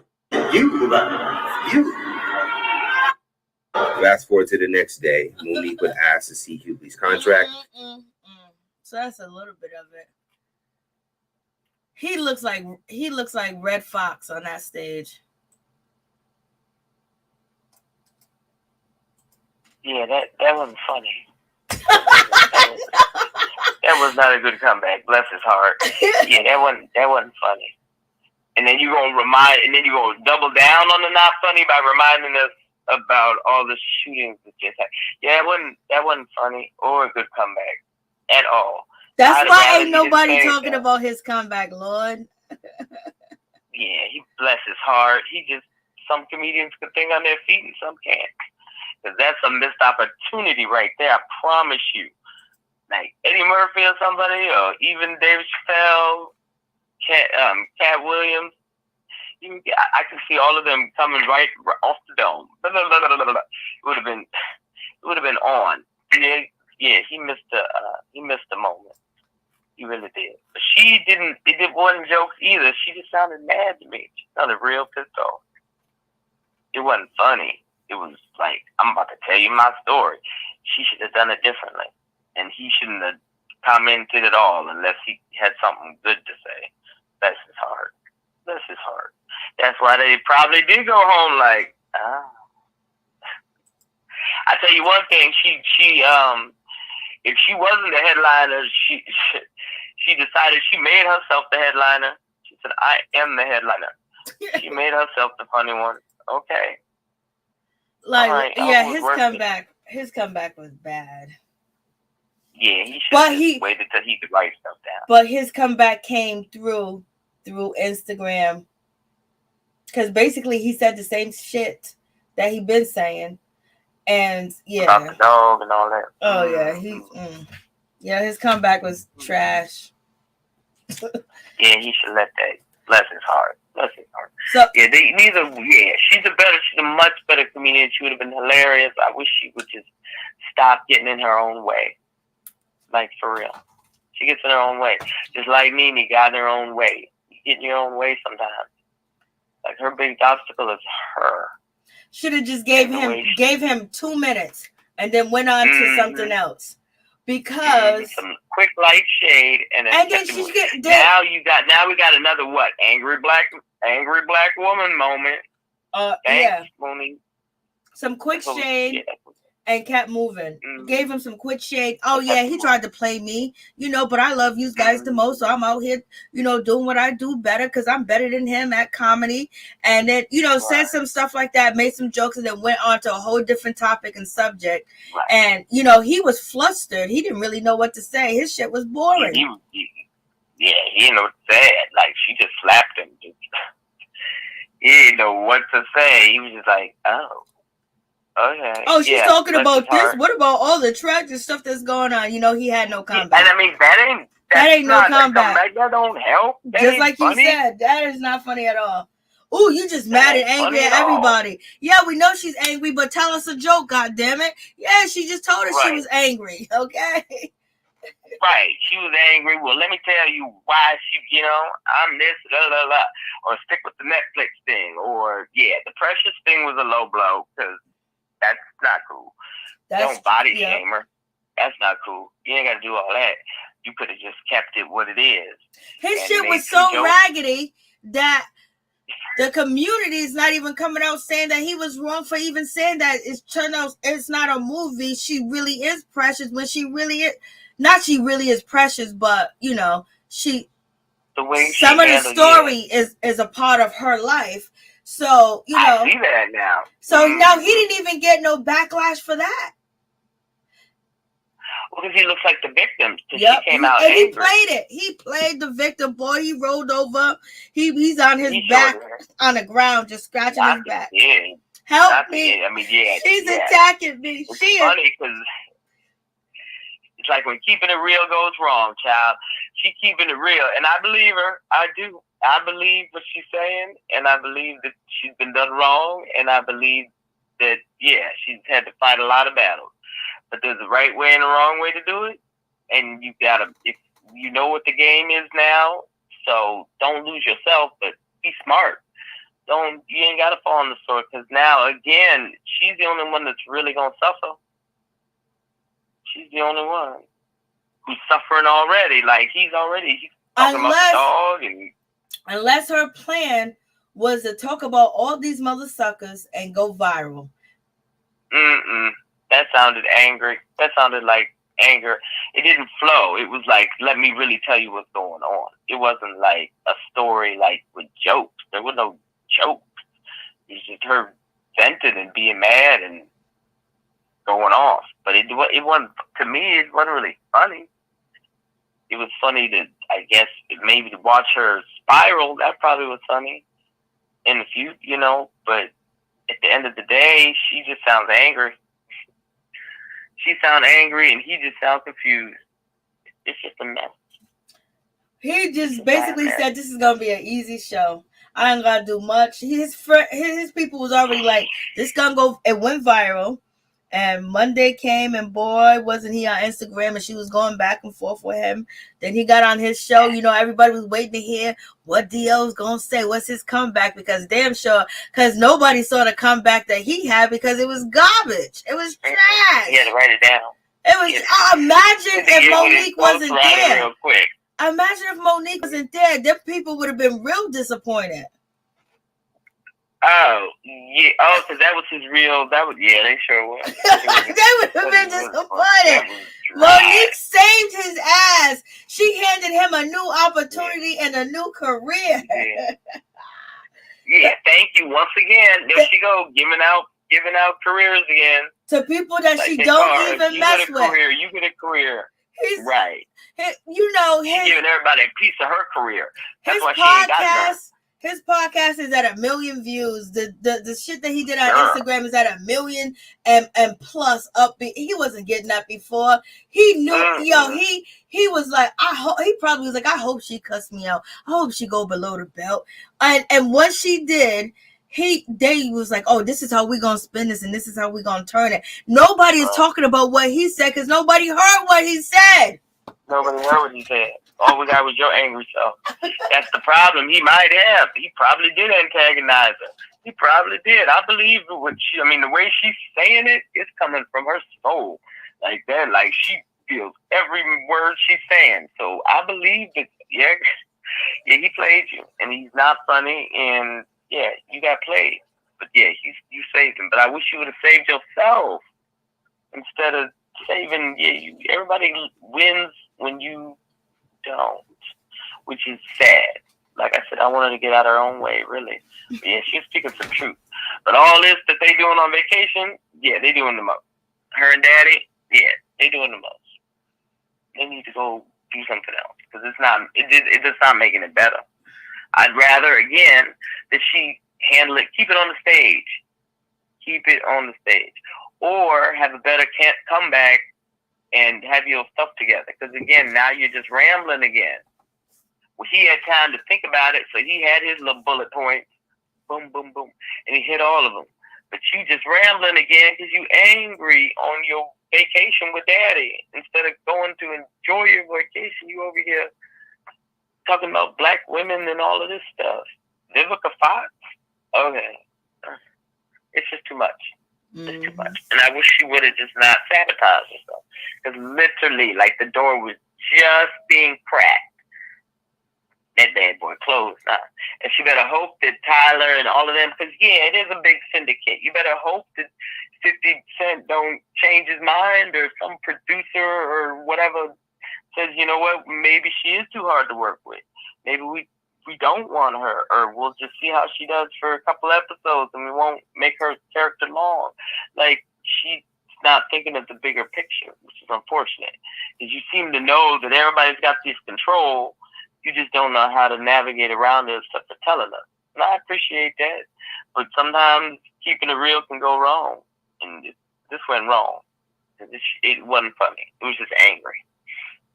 It's just angry, girl. But I'm happy for Johnny Depp, though. I'll tell you that much. I'm happy for him. Because this right here. He's happy, too. He is partying tonight. They both partying, he girl. Should. He should. No, she, poor baby. Oh, you saw her face? Oh, her face was cracked. Her face was cracked. I just don't understand why she really, first of all, I don't get it. Like, okay, maybe she was cute back in the day, but I don't get it. I don't get it, Johnny. I don't. And they had a very toxic, extra toxic. Ooh, that was toxic. But she's a complete narcissist. I really think she thought she was gonna get this. She did not. She looked real crazy. And she's a terrible actress. Like, what else has she been in besides Aquaman? Like, don't do that. Poor Johnny. But I'm happy that he's vindicated, because I ain't never seen Johnny like that. I've seen him. Yeah, this is a whole new Johnny. The Johnny I remember was doing big things. This Johnny, poor baby, she done beat him down. He really looked like exhausted. Look at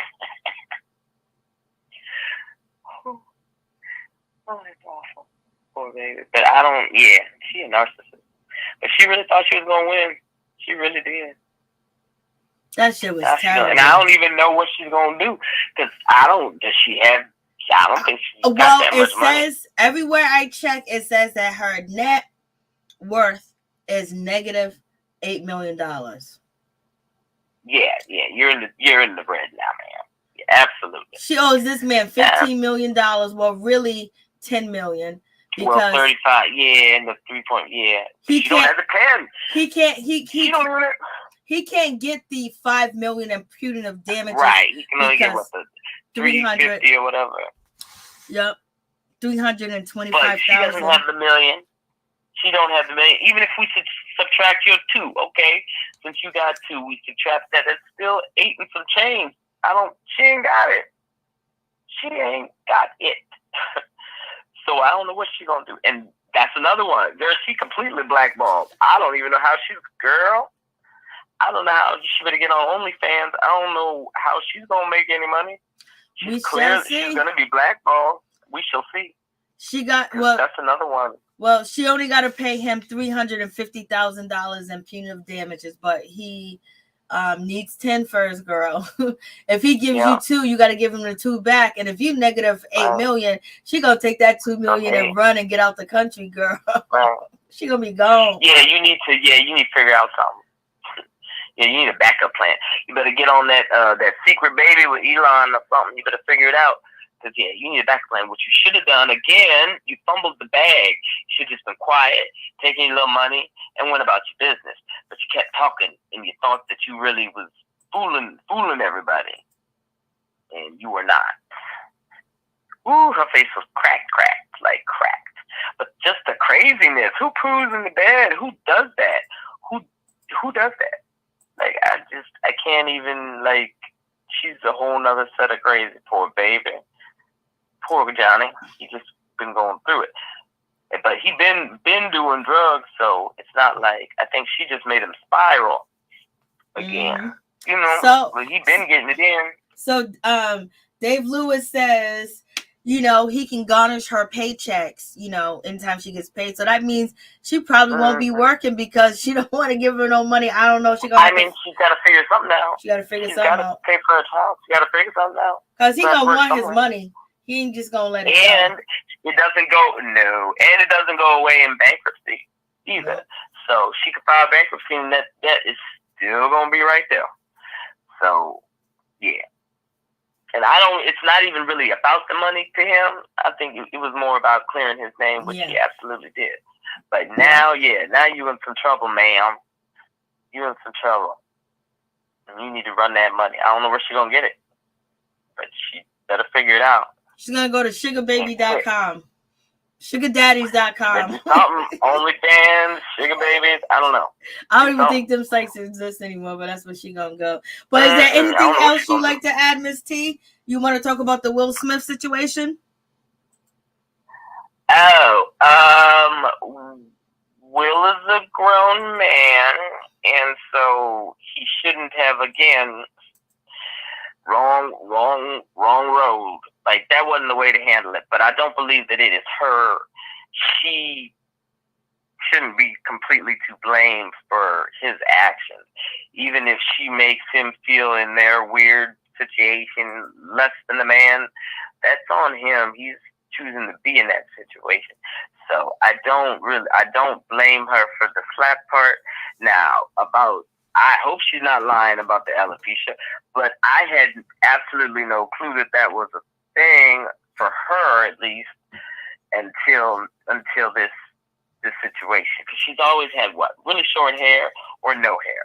Right now, her daughter has a shaved head. She doesn't have alopecia, so to me, I just thought it was what she wanted to do. You know, I didn't think it was necessary. I thought that was just how she wanted to rock it. She was making a statement. So I really didn't know about the alopecia thing, and I think it was just she should have let that just kind of roll. But it's not his fault. It's not her fault that he did that. But she needs to keep her mouth closed. But I promise you, eventually, her and him are gonna sit down and they're gonna get that bag and they're gonna sit at that red table and they're gonna have a conversation. But I don't see Chris ever going to do that, because I know. No, it would be so I'm not nice. about to let y'all get paid off of me. The fuck? No, hell no. Like, no. There's not enough. No, I'm going to do it on my own and get a nice little coin. That's what I'm going to do. I'm going to do it on my own.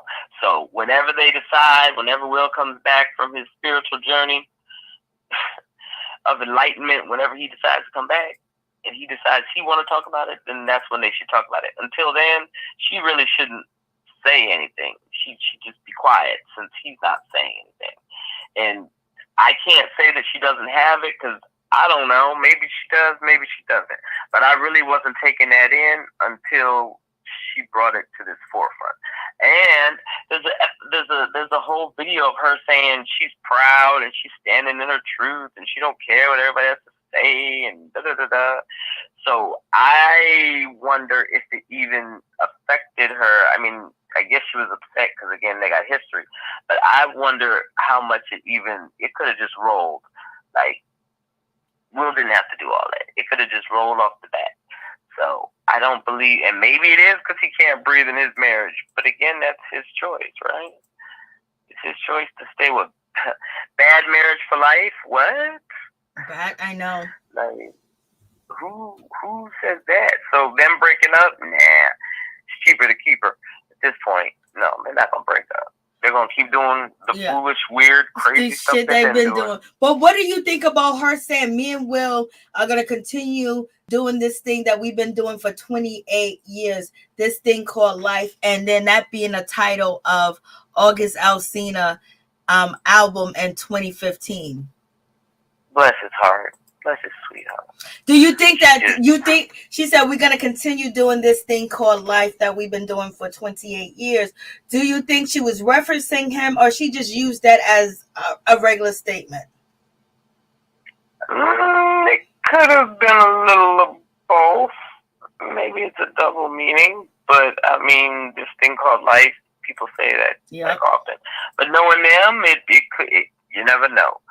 But if I don't think that he's still messing with her, so I don't think that they're not about to take that back up. So if that was a little subliminal wink to him, okay, I guess. But I think it just happenstance, this thing called life, because they've already said bad marriage for life. So, they're just reiterating that they're going to stick this thing out. Okay. You like it, I love it. You like it, I love it. But no, I don't think that was. I think that poor boy, that's a whole tragedy in itself. I think he's probably still, now if she called, I'm sure he would answer. And tell the world. Very clear. But there's no way she can go back and do that again. That's who she really wants. Ain't that a shame? That's who she really wants. But she can't get him. All right, Miss T, is there anything else? No, I think that's it. What you had? What was the other topic? That was it. Oh, no. That was 3. I thought there was something else you talked about. Oh, the other one is they're naming Bethany from Real Housewives of New York as, they're going to crown her as reality royalty. And that's a big debate, and honor her at the MTV Movie and TV Awards.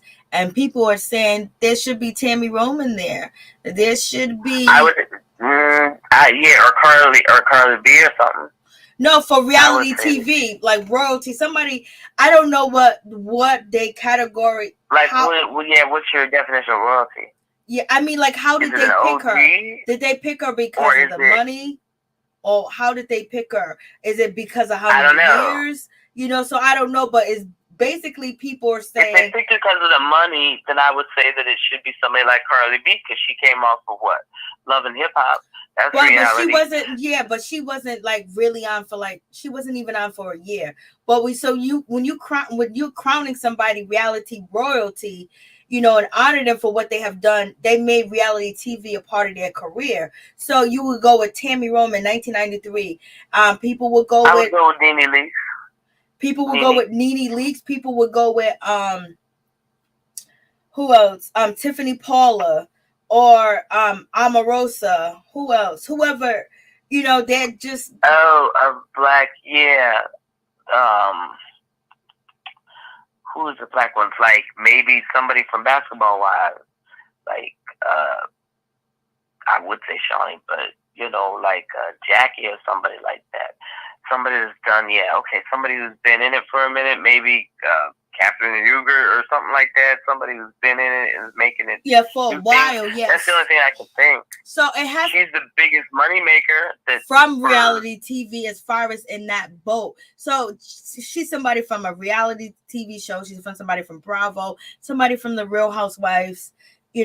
So I guess they were, people kind of upset about it, but they're gonna pick whoever they want to nominate. You got to nominate your own queens, baby.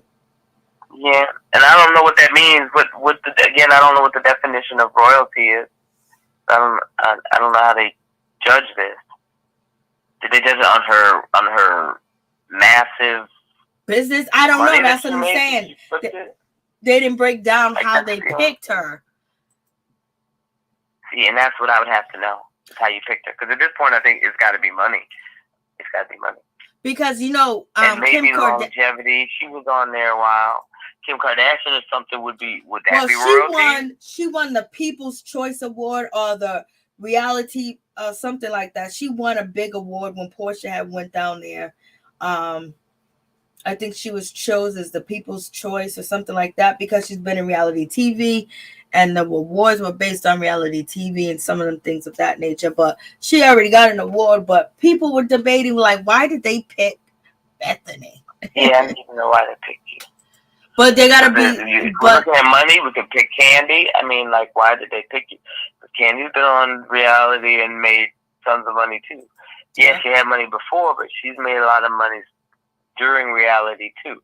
So I need to know what the criteria is. If it's longevity or reach on your reality show, well, then that would have to, if we're doing royalty side, that makes me think like one of the queens or kings of royalty. So I would have to say royalty would be like Nene or something like that. Or somebody who really put their stamp and really brought reality TV to the forefront. I don't think that, if that's what the definition is, it shouldn't be her. If it's money, then I guess so. I don't really. Either way, it don't. Girl. Either way, it don't even New York matter. Crew. Yeah. She from New York crew. Ain't nobody worried about that. Ain't nobody worried about that, girl. But all right. Well, I think that's it. I think that's it, girl. Wouldn't they even? Well, no, they can't. They can't do Wendy Williams because she did radio and shit. But and poor Wendy. Wendy don't need to be accepting nothing. Stop it. Wendy don't need to come in them shoes and the different. No. Let Wendy stay where she at, talking and figuring out. Wendy got some other issues she needs to tend to. She do not have time for that reward. She needs to figure out how to get some money. So yeah, she's got conservatorship to worry about. She can't get no awards. D says Bethany may have bribed the voters for her crown. I wouldn't put anything past her. Don't put anything past that whole New York. You ain't lying. I mean, but it is the MTV Awards. Like, y'all, come on, we're putting too much on it. Yep. Putting too much on it. They never gonna let us win that. Not at all. You already know. Yeah. But yeah, I think that's what they did. She might have. She's made the most money. That's all I can think of. She's made the most, because don't they generate when you do stuff on there? Oh no, that's the thing. That's what the clause was. She got away with it. They weren't charging they weren't charging the reality stars. So now they take a chunk out of their money whenever they do a product now on at least on the Real Housewives. They take a chunk out because they messed up and didn't get any of Bethany's money. Was it the Bethany clause or something? So if that's the case, then yeah. You know they changed their whole contract for her. Oh yeah, she became real rich. She can compete with Andy. She's probably more richer than Andy. Yeah. Oh yeah. She got way more money than Andy. And Bravo's sick about it because she was showing all that skinny stuff for free. Yeah. On you thing. Thank you. You couldn't do nothing about it. They were sick. They're so sick about it, they let her come back again. I'm like, okay. All right. Thank you, Miss T. I appreciate you. No worries. Until the next time. We shall meet again. Peace. All right, hon. Good night. Thank you guys so much for coming through. I appreciate your time. I appreciate your support. And thank you so much from the bottom of my heart. Please don't forget to like, comment, subscribe, share the video. It'd be greatly appreciated. And thank you guys so much. Peace and blessings to you and your family. Thanks.